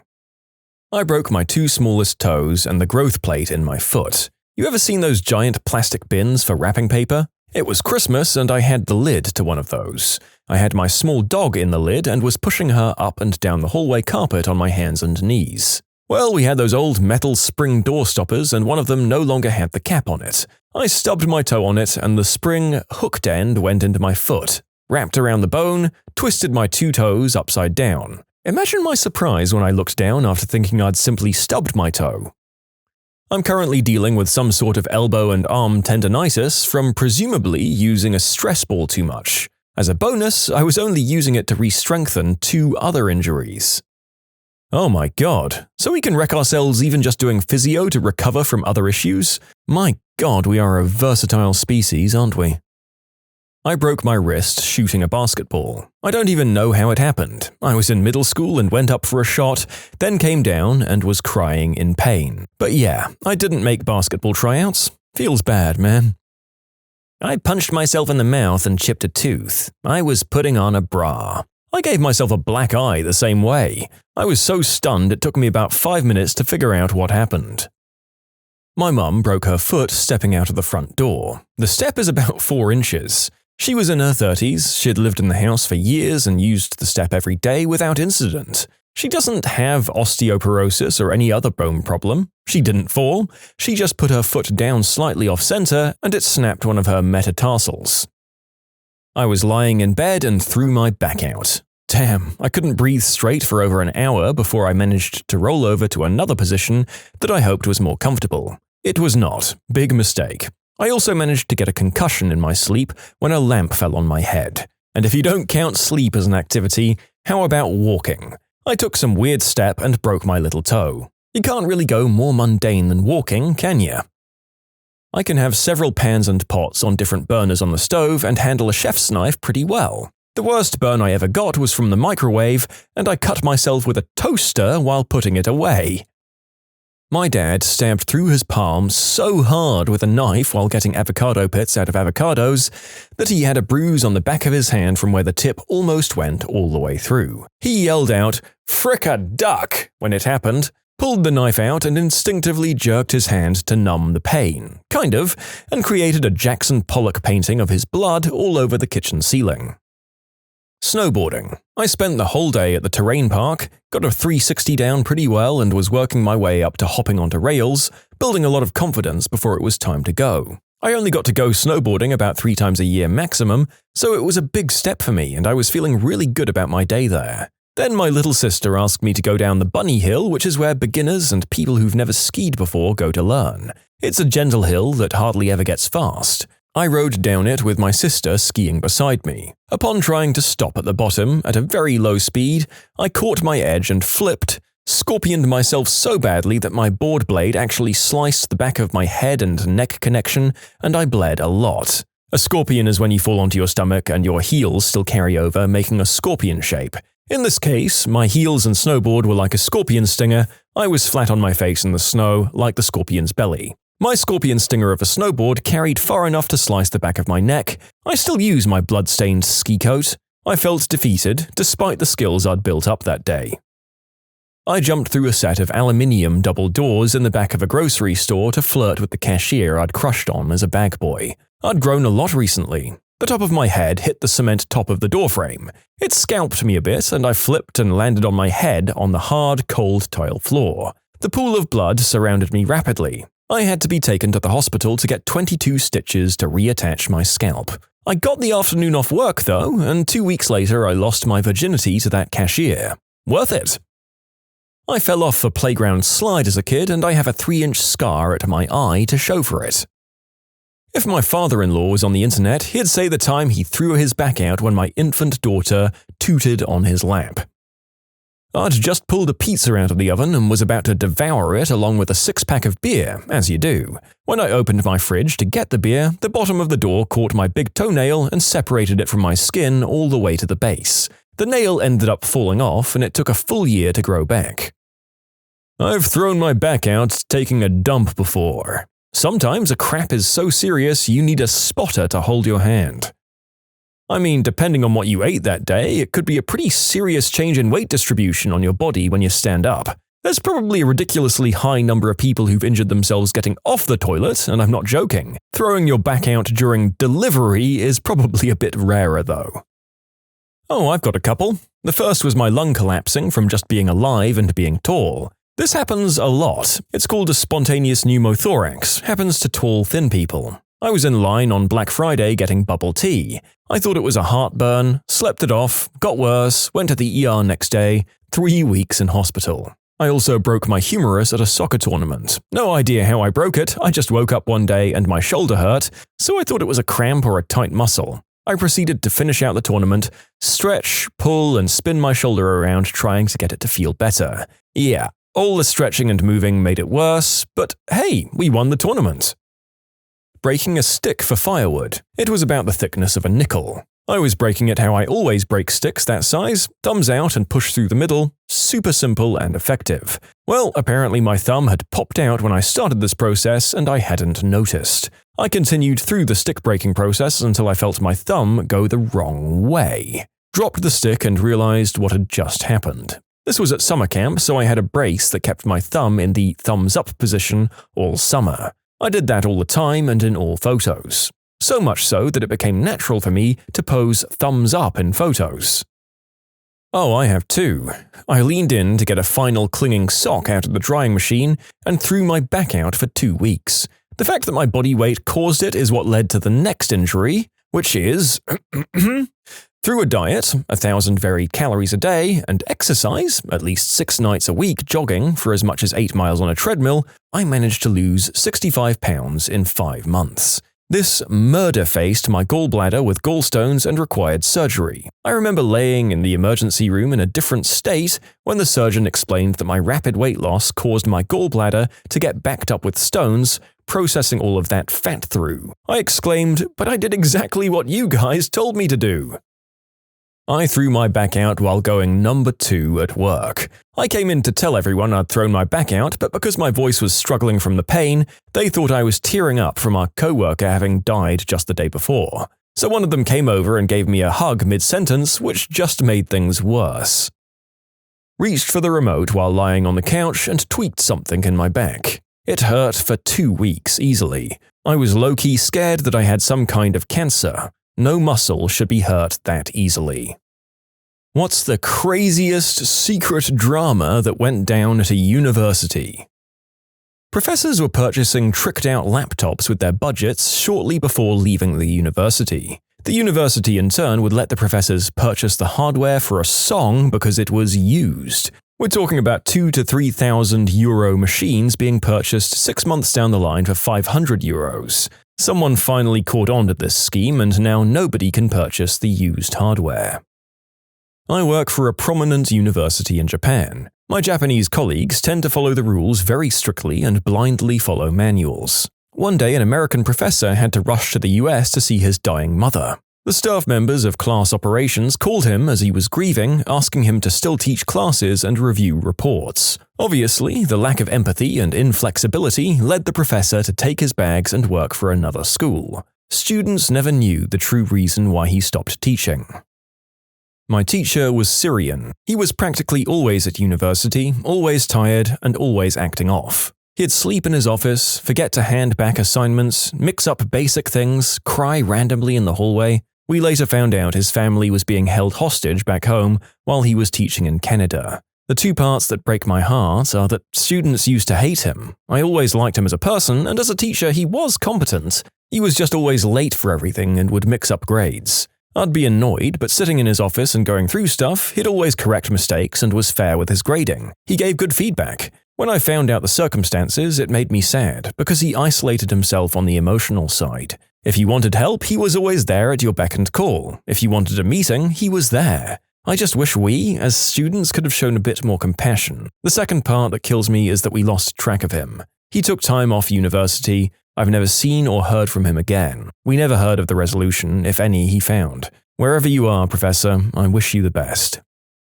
Our night shift janitor made some really good moonshine. Some of the professors and grad students would leave cash in our top desk drawers when we left work, and the next day a mason jar of handmade shine would be waiting there. He's since moved on from that department, but he was good people. You know, there was some real potential for being made when an unsuspecting person left some money in their drawers for their own purposes without knowing about the system. I'm glad our sneaky shiner got away scot-free. A former health sciences lecturer and her husband were arrested for keeping a Polish immigrant to the UK as a slave, locked up in their garden shed for 4 years, making him do renovations on their house.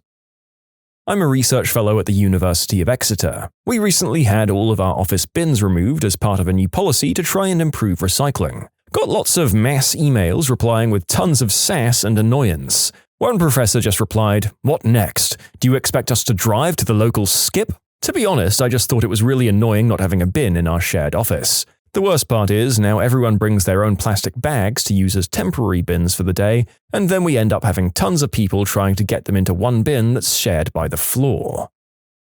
I worked for the maintenance department one summer while in college and got exposed to a lot of the drama in that department. The highlights included the school deciding that they didn't want to deal with the union anymore, so they started hiring for all the non-teaching positions as temps and then firing them after 6 months and rehiring them 30 days later. This was done because temps didn't have to be union, and also because once a large enough percentage of employees were non-union, they could start hiring non-union employees on a permanent basis. Also, the entire third-shift cleaning crew, except the team lead, was made up of people with disciplinary issues. This included a man who had been caught multiple times stealing underwear and setting up cameras in the girls' showers. He was a gross old prevert. None of this was ever told to the students, by the way. The head of facilities and planning knew this was an issue and just did checks on all the bathrooms in the building that this guy cleaned once or twice a month.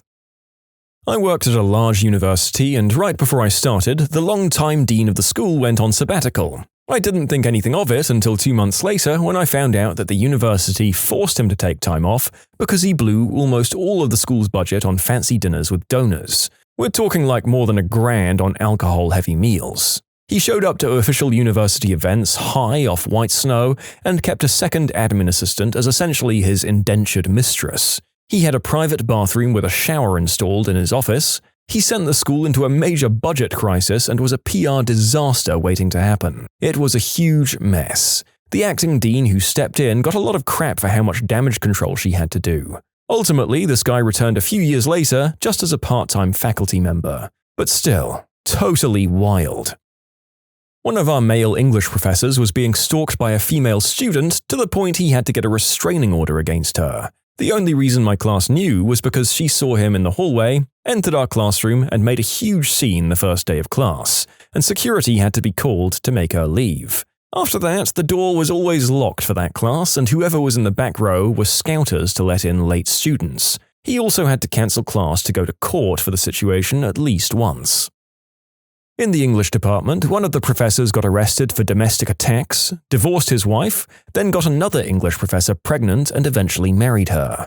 To clarify, the husband and the original wife were both professors. He had an affair with another English professor. The wife found out and there was a major fight, the cops were called, he was arrested for DV, but I believe the charges were dropped. He filed for divorce, moved in with the other professor, got her preggers, and then he and the ex were still fighting over child support and alimony. When I left, they all saw each other regularly at department meetings. It was super awkward. I was the pregnant professor's teacher assistant, but I was definitely team original wife.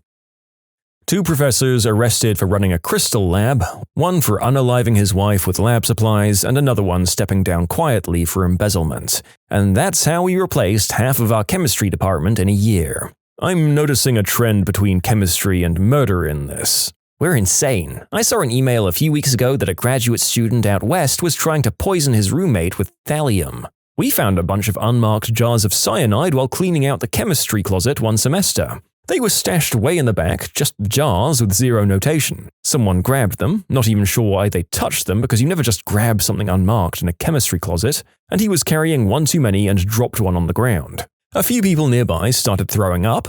The chemistry professor immediately screamed for everyone to get out and forced them to the eyewash station and had them all take their outer clothing layers off. She was across the room but had a really good nose and smelled the cyanide immediately. So that was fun. Not sure who'd been stocking unmarked cyanide or why, but someone had quite a hidden stash. Oh boy. Apparently the chemistry department of any given institution is just one bad day away from going on a rampage and burning it all down, whether accidentally or with forethought. You've been warned, university staff and students. Grades came out. This was back in the day when they were printed.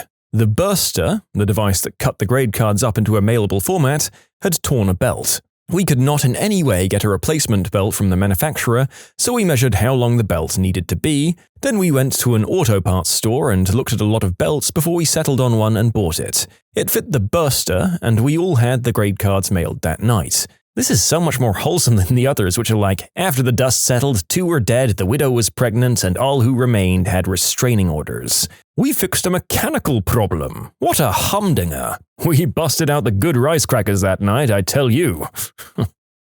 When I was going through my PhD program, a buddy of mine had his professor die on him. Young guy in his 40s, got hit by a car, boom.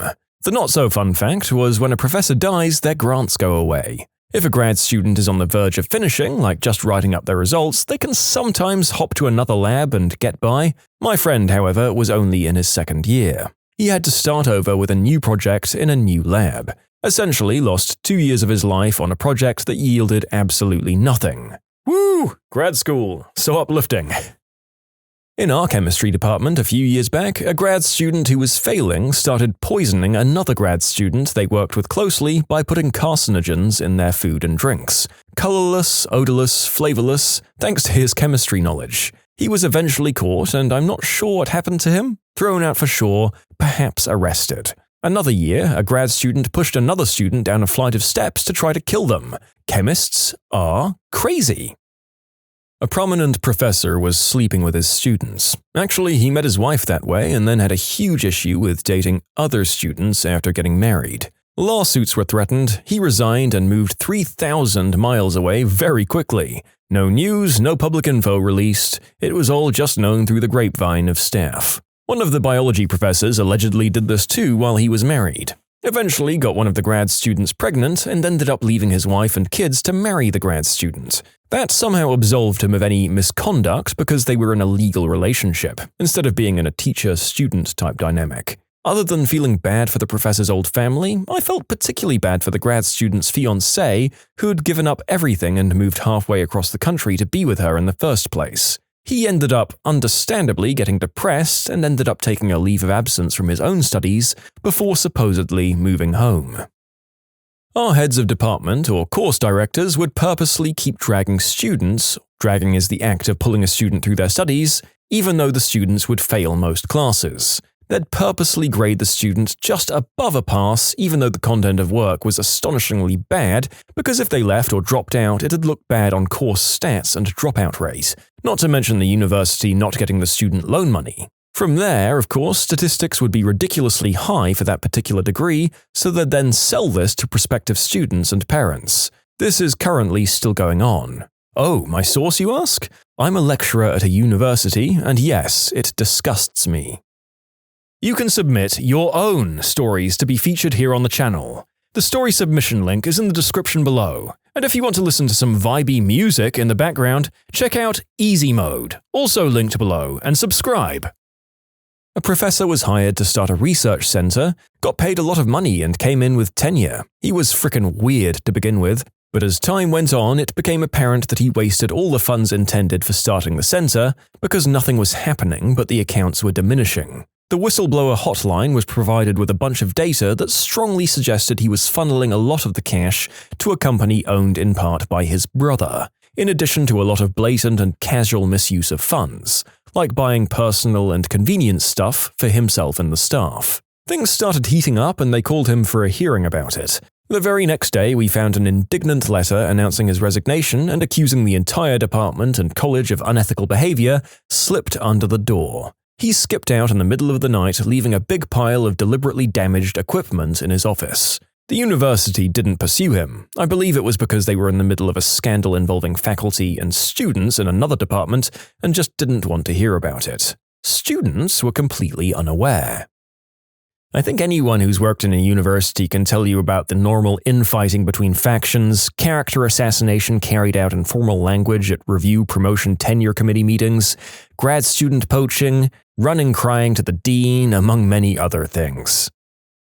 It used to be said of politics on the university campus that it was the worst of all kinds of politics because the stakes were so small. Quote from Charles Frankel. Oh, and I work at a state university, he's absolutely right. Yeah, as someone with half a master's degree who dropped out, I can tell you that even with my limited insight, there is nobody pettier than higher-level students and faculty. My goodness, it gets vicious in universities. My professor for grad school had his lab raided by the FBI. This happened long before I joined. Apparently, one of his first or second class of grad students in the 80s or 90s decided that they wanted to use lab resources to brew some crystal. Very easy to do with the equipment we have. From what I'm told, this student would stay late in the lab after others had left to get this done. In Breaking Bad style, he fences his substances to some distributor and thought that was the end of it. The purity of his substances was enough that they were able to trace it back from the streets to him and the lab. A sting operation shut down the lab while the dust settled, and my professor was cleared of all wrongdoing since none of this was under his direct control, and all campus resources were being misused by the student. The State Intelligence Bureau told the professor that it was the largest and purest operation they'd seen in the state at this time. I think students would be surprised just how much drama happens. I'm talking everything from major drama like lawsuits that universities have kept quiet, or EO complaints to colleagues whining at each other because one thought the other rolled her eyes at the other one. I just went to a faculty meeting that was so tense and angry that I legitimately wanted to leave the room, and it was over a small wording difference of opinion in a policy that literally doesn't matter, because it's departmental and not university-wide, so it's going to get struck down anyway. Anyway, sometimes I'm happy to go to class or meet students in my office because that's the fun part of the job, and it's usually drama-free until the last week of classes when everyone starts hustling for a higher grade. At my university, it's currently that the head of one of our research institutes and a few of his colleagues somehow awarded themselves about $1 million US each as a bonus. In my country, it takes about 70 years of working on average salary to get that money. Also, the same professor possibly forged some data and paper 10 years ago. Who knows how it's going to end, but I'm sure more dirt is being pulled on other people as well. I work at a college in the Midwest. A few years ago, our president very quickly resigned. It turns out his son was growing green herb in their basement and was selling out of their house. Whether the president knew or not is still being debated, but he resigned. Two professors in my department had been best of friends for over a decade and had a huge personal falling out. They couldn't even be in the same room together, which made the department meetings awkward or impossible. Both of them started recruiting allies at the department and basically split it down the middle. It got so bad that a committee of faculty from other departments was convened to interview every faculty member and decide the fate of the entire department. One of the proposed options was shutting down the entire major. I had tenure at the time, but tenure doesn't protect you if your department no longer exists. There is a loophole in the rules that states that if you have tenure and your department dissolves, you can keep your job if another department will absorb you. I met with 3 other departments and all 3 agreed to absorb me if I was cut loose. I was the debate coach, so the departments were willing to absorb me to keep the debate team running. Most of my colleagues didn't have that leverage. Once 90% of the faculty realized the possibility of joblessness, everyone decided to play nice. Finally. I had an advanced calculus teacher who'd come into class out of his mind on green herb.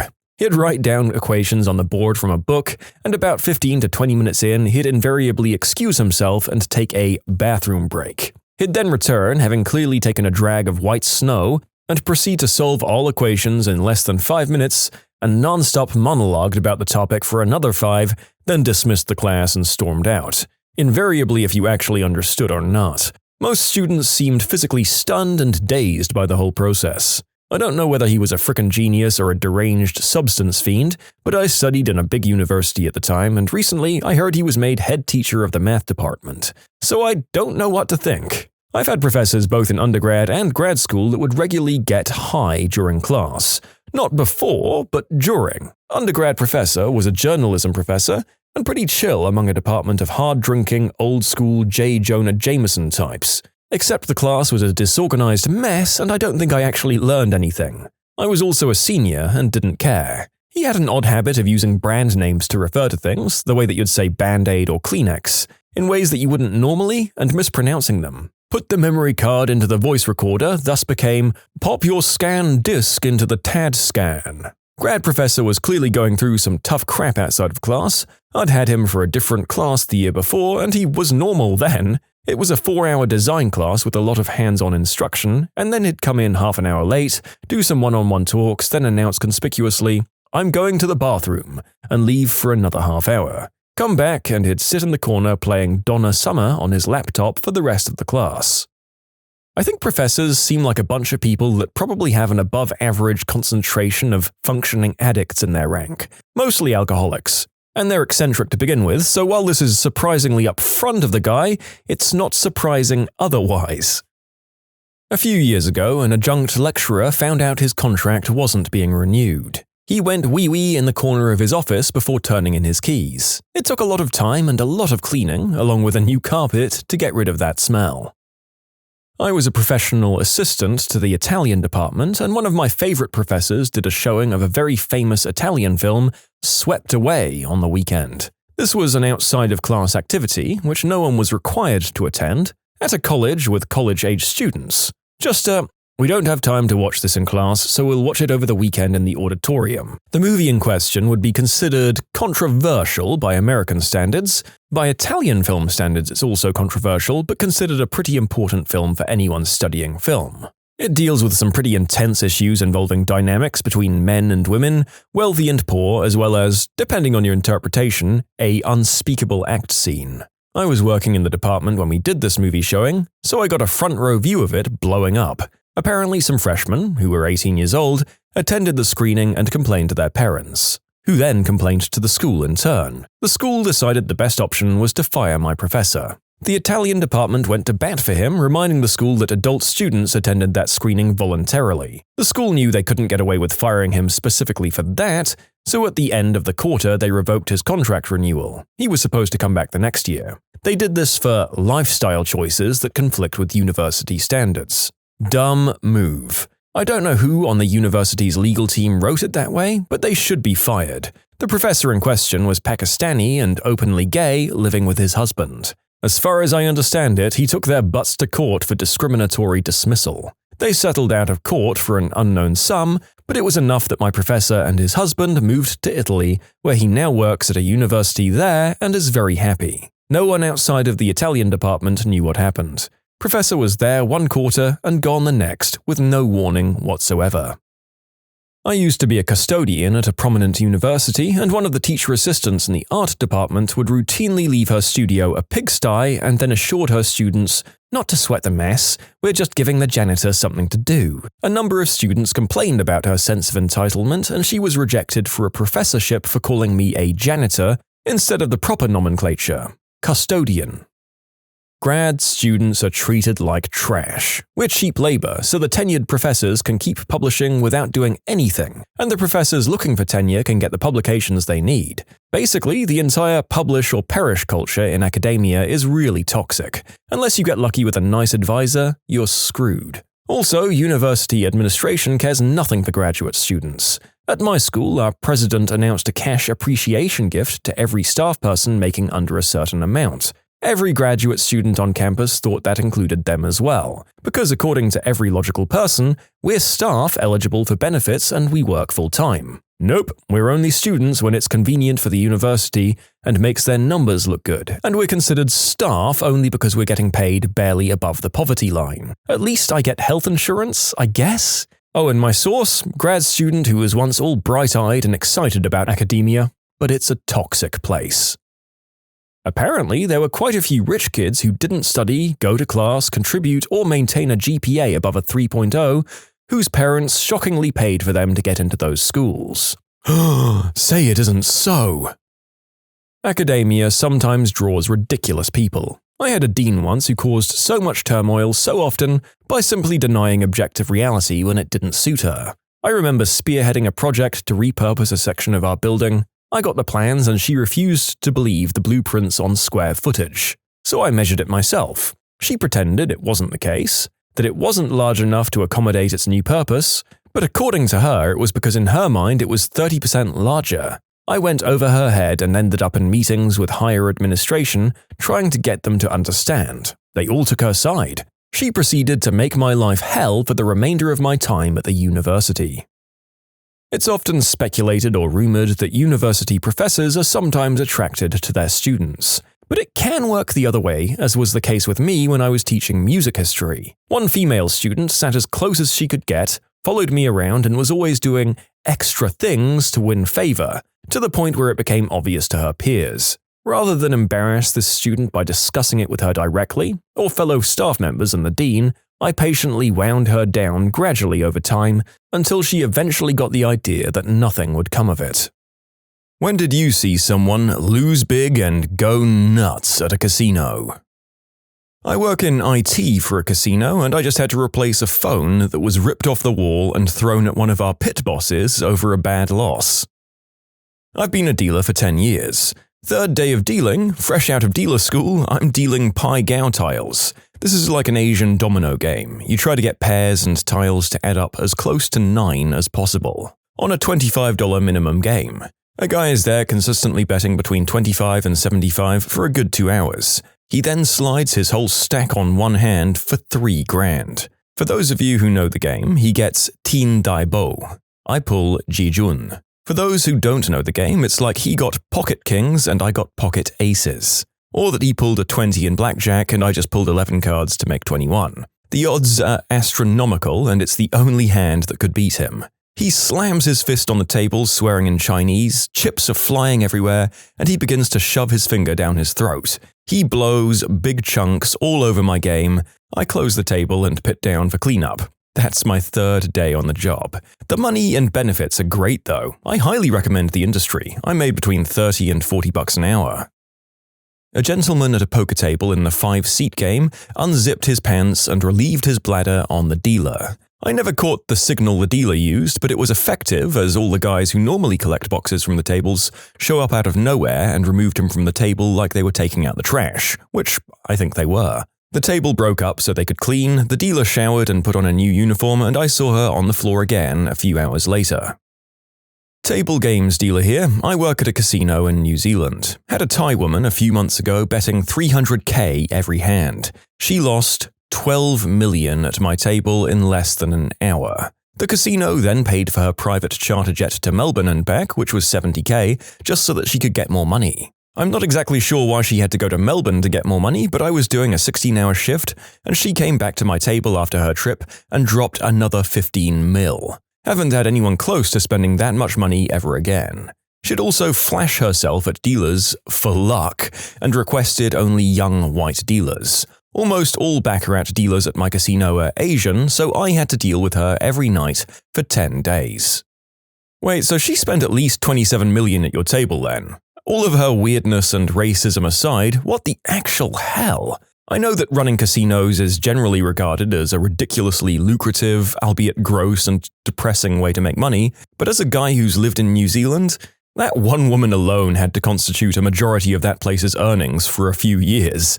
There aren't big fancy casinos over there apart from maybe in Auckland. Bloody Jaffers. Also a warning that from this point on there's a couple of stories sprinkled throughout about people who decide they don't want to be alive anymore after losing big. So that's a heads up.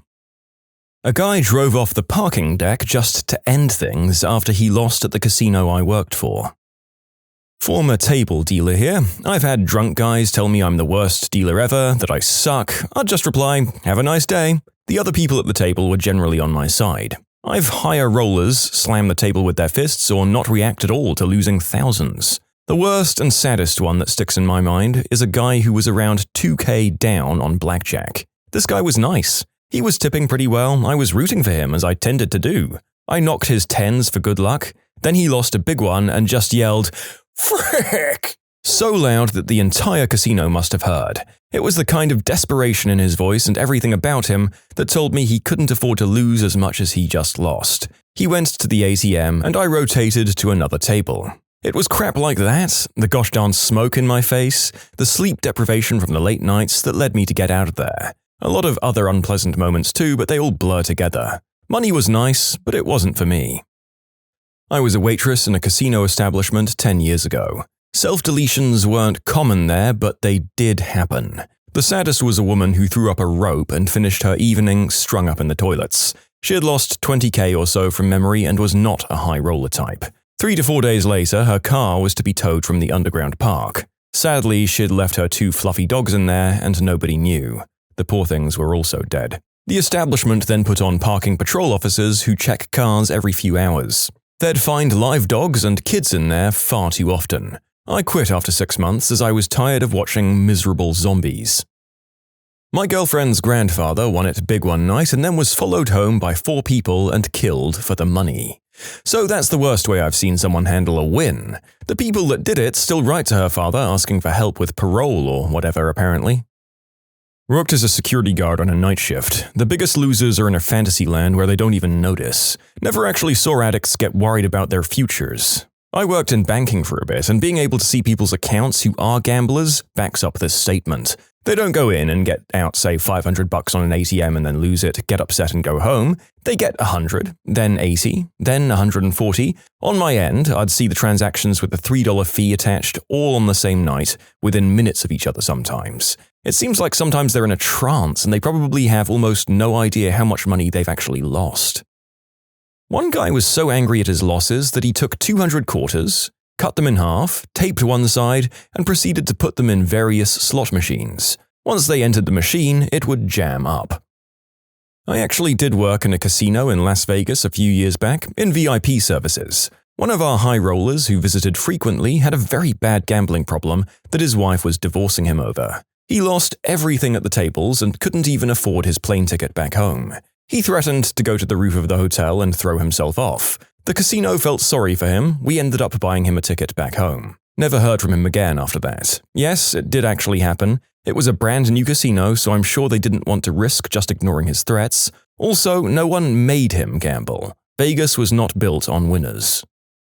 I used to be a casino host on cruise ship casinos. I've seen people lose their crap a lot, but there's one woman I'll never forget. She was gambling so much. Towards the end of the cruise, I'd find her on the slots. She'd be crying and playing. I asked her what's wrong, and she said, "I can't afford to play anymore. This is all on my credit card." She was talking, playing, and crying at the same time. I banned her from the casino, but it was already too late. I also heard stories from colleagues that used to work for an Asian cruise company that they'd always keep one lifeboat half lowered because people would jump overboard after losing all their money. I worked in the cage before becoming a dealer. The saddest thing I used to commonly see was people getting cash advances of $15 and paying a $7.99 fee to do it. It was $7.99 to get up to $100 from the machine, with $15 being the minimum withdrawal. So they were paying a 50% fee to waste $15. I guess they thought that big jackpot was right around the corner. So sad. Desperation and an addictive personality are a truly terrible combination to have going on. Folks, if you're on your last $100, please, for the love of God, if you need something to fill your empty hours, buy a cheap addictive video game and do that in the evenings instead. It lasts a lot longer for your money. I was security at a casino for a few years. The saddest story for me was this older gentleman, let's call him Tom for privacy's sake. Tom would frequent the casino every day, spending anywhere from $200 to $300. I struck up a lot of conversations with him because he was a regular and he was a genuinely kind person who I enjoyed seeing. One day, Tom comes in and I can tell he's upset. I don't make anything of it, but after seeing the guy for a few years almost every day, that day he looked really off. So a couple of hours go by and I track him down and I ask, "How's the day going? Any big wins?" Just general chit-chat. He starts sobbing, tears running down his face. His wife had passed from sudden cardiac death, is what I believe he called it, the night before, and he was devastated. We talked for quite a while. I tried comforting him while he played the machines.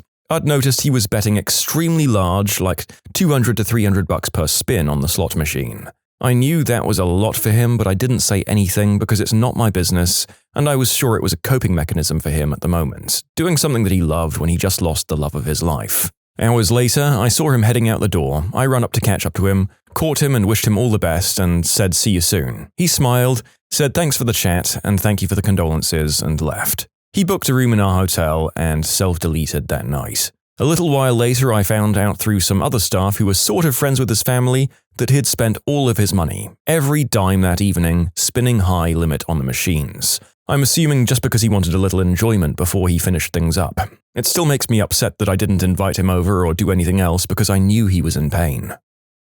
Haven't been in the gaming biz since the 1990s, but I've seen everything from tantrums on the floor to attacks on workers. The worst one, though, was some moron right out of prison with his homies who lost his money on the blackjack table, took it personally, went out to his car, waited for the dealer to get off work, followed him, and then beat the living crap out of him when he stopped for gas.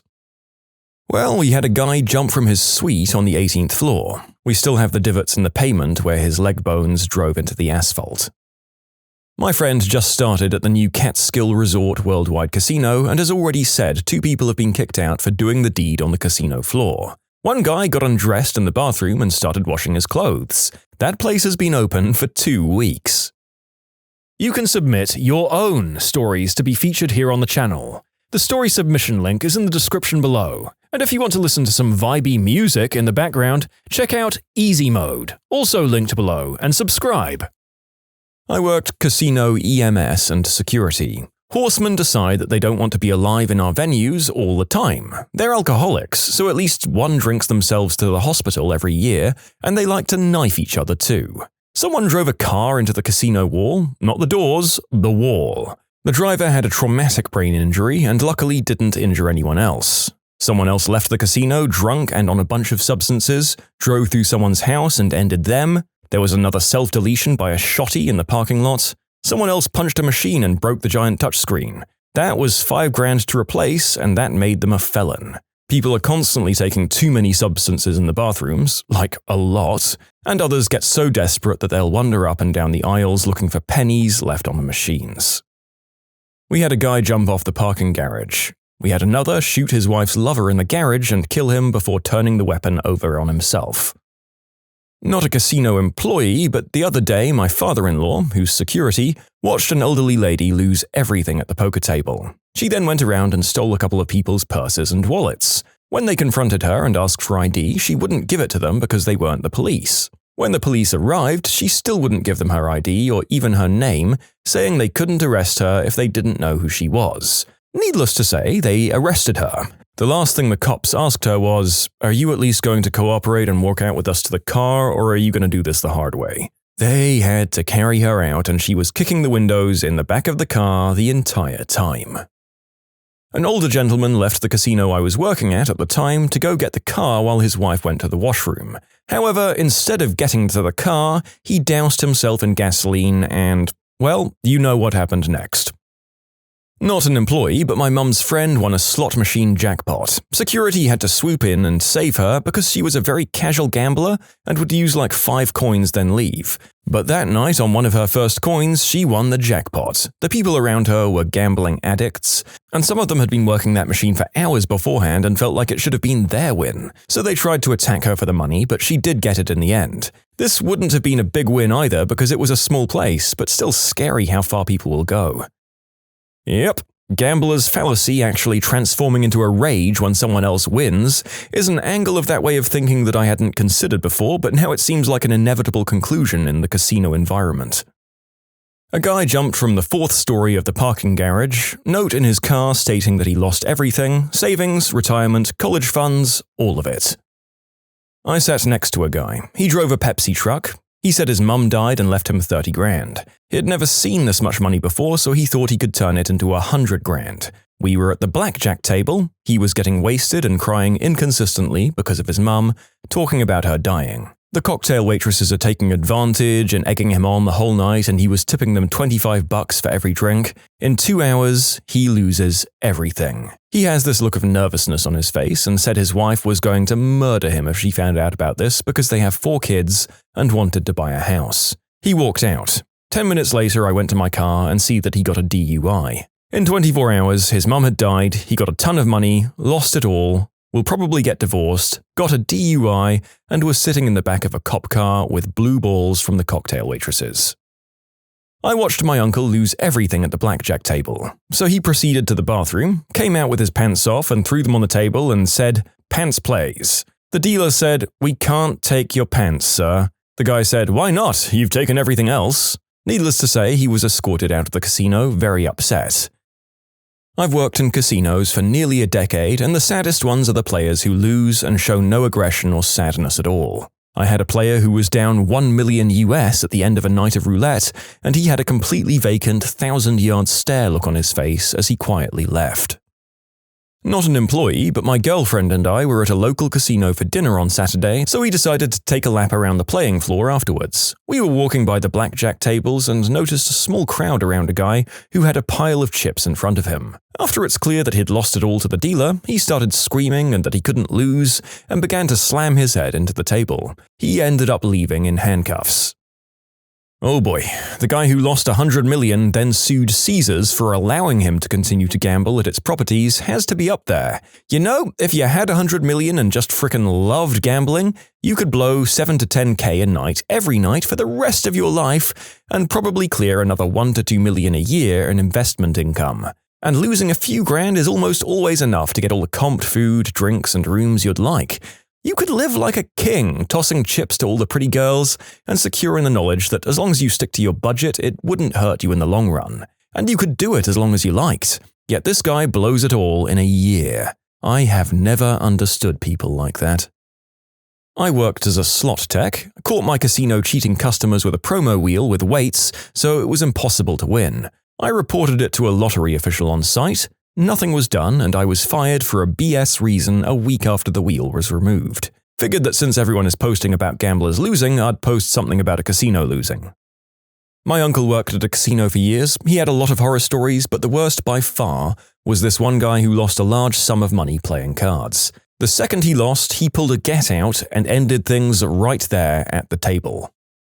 Not an employee, but there was this one guy who incurred millions in debt from gambling in casinos, went on a rampage, set some casino tables on fire, and killed 37 people in the process. They all died from suffocation and smoke inhalation.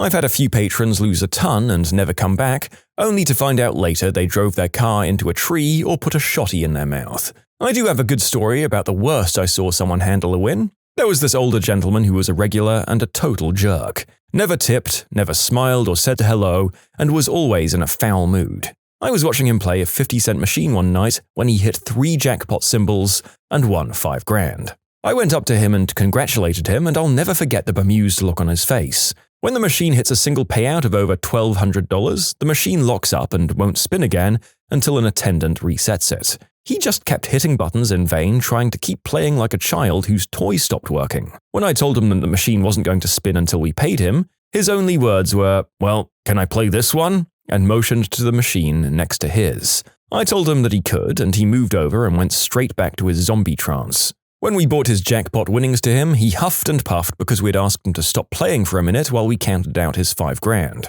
It's like the money didn't even matter. Working at a casino can be a lot of fun, but the worst thing about it is that you know you're a substance dealer and your whole job is to make sure people keep taking your product. Look, folks, the narrator has already segued into video games once already in the story grouping, but I'd like to stress again how similar some of these gamers are to regular PC or console gamers with their need to do these motions just for the thrill of playing the game itself rather than winning anything. It may not satisfy all of you, but if you're ever in a toss-up between becoming a gambler or a gamer, maybe take the latter. It seems cheaper.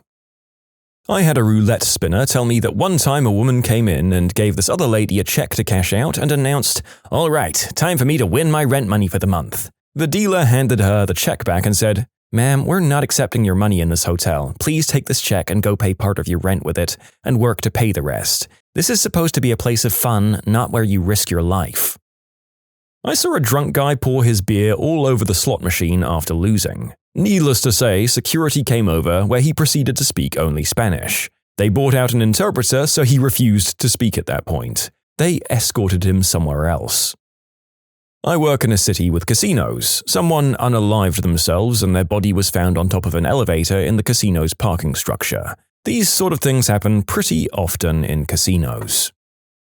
I wasn't working at the time, but rather playing poker when a guy went super tilt after a bad hand. Anyway, he dove onto the table and thrashed around, scattering the cards and throwing everyone's chip stacks all over the place before security wrestled him out. It took a good 30+ minutes to sort everything out. That's also the day we came to respect just how powerful casino surveillance cameras are. They were able to locate and replace every single chip to exactly where it was before his tantrum.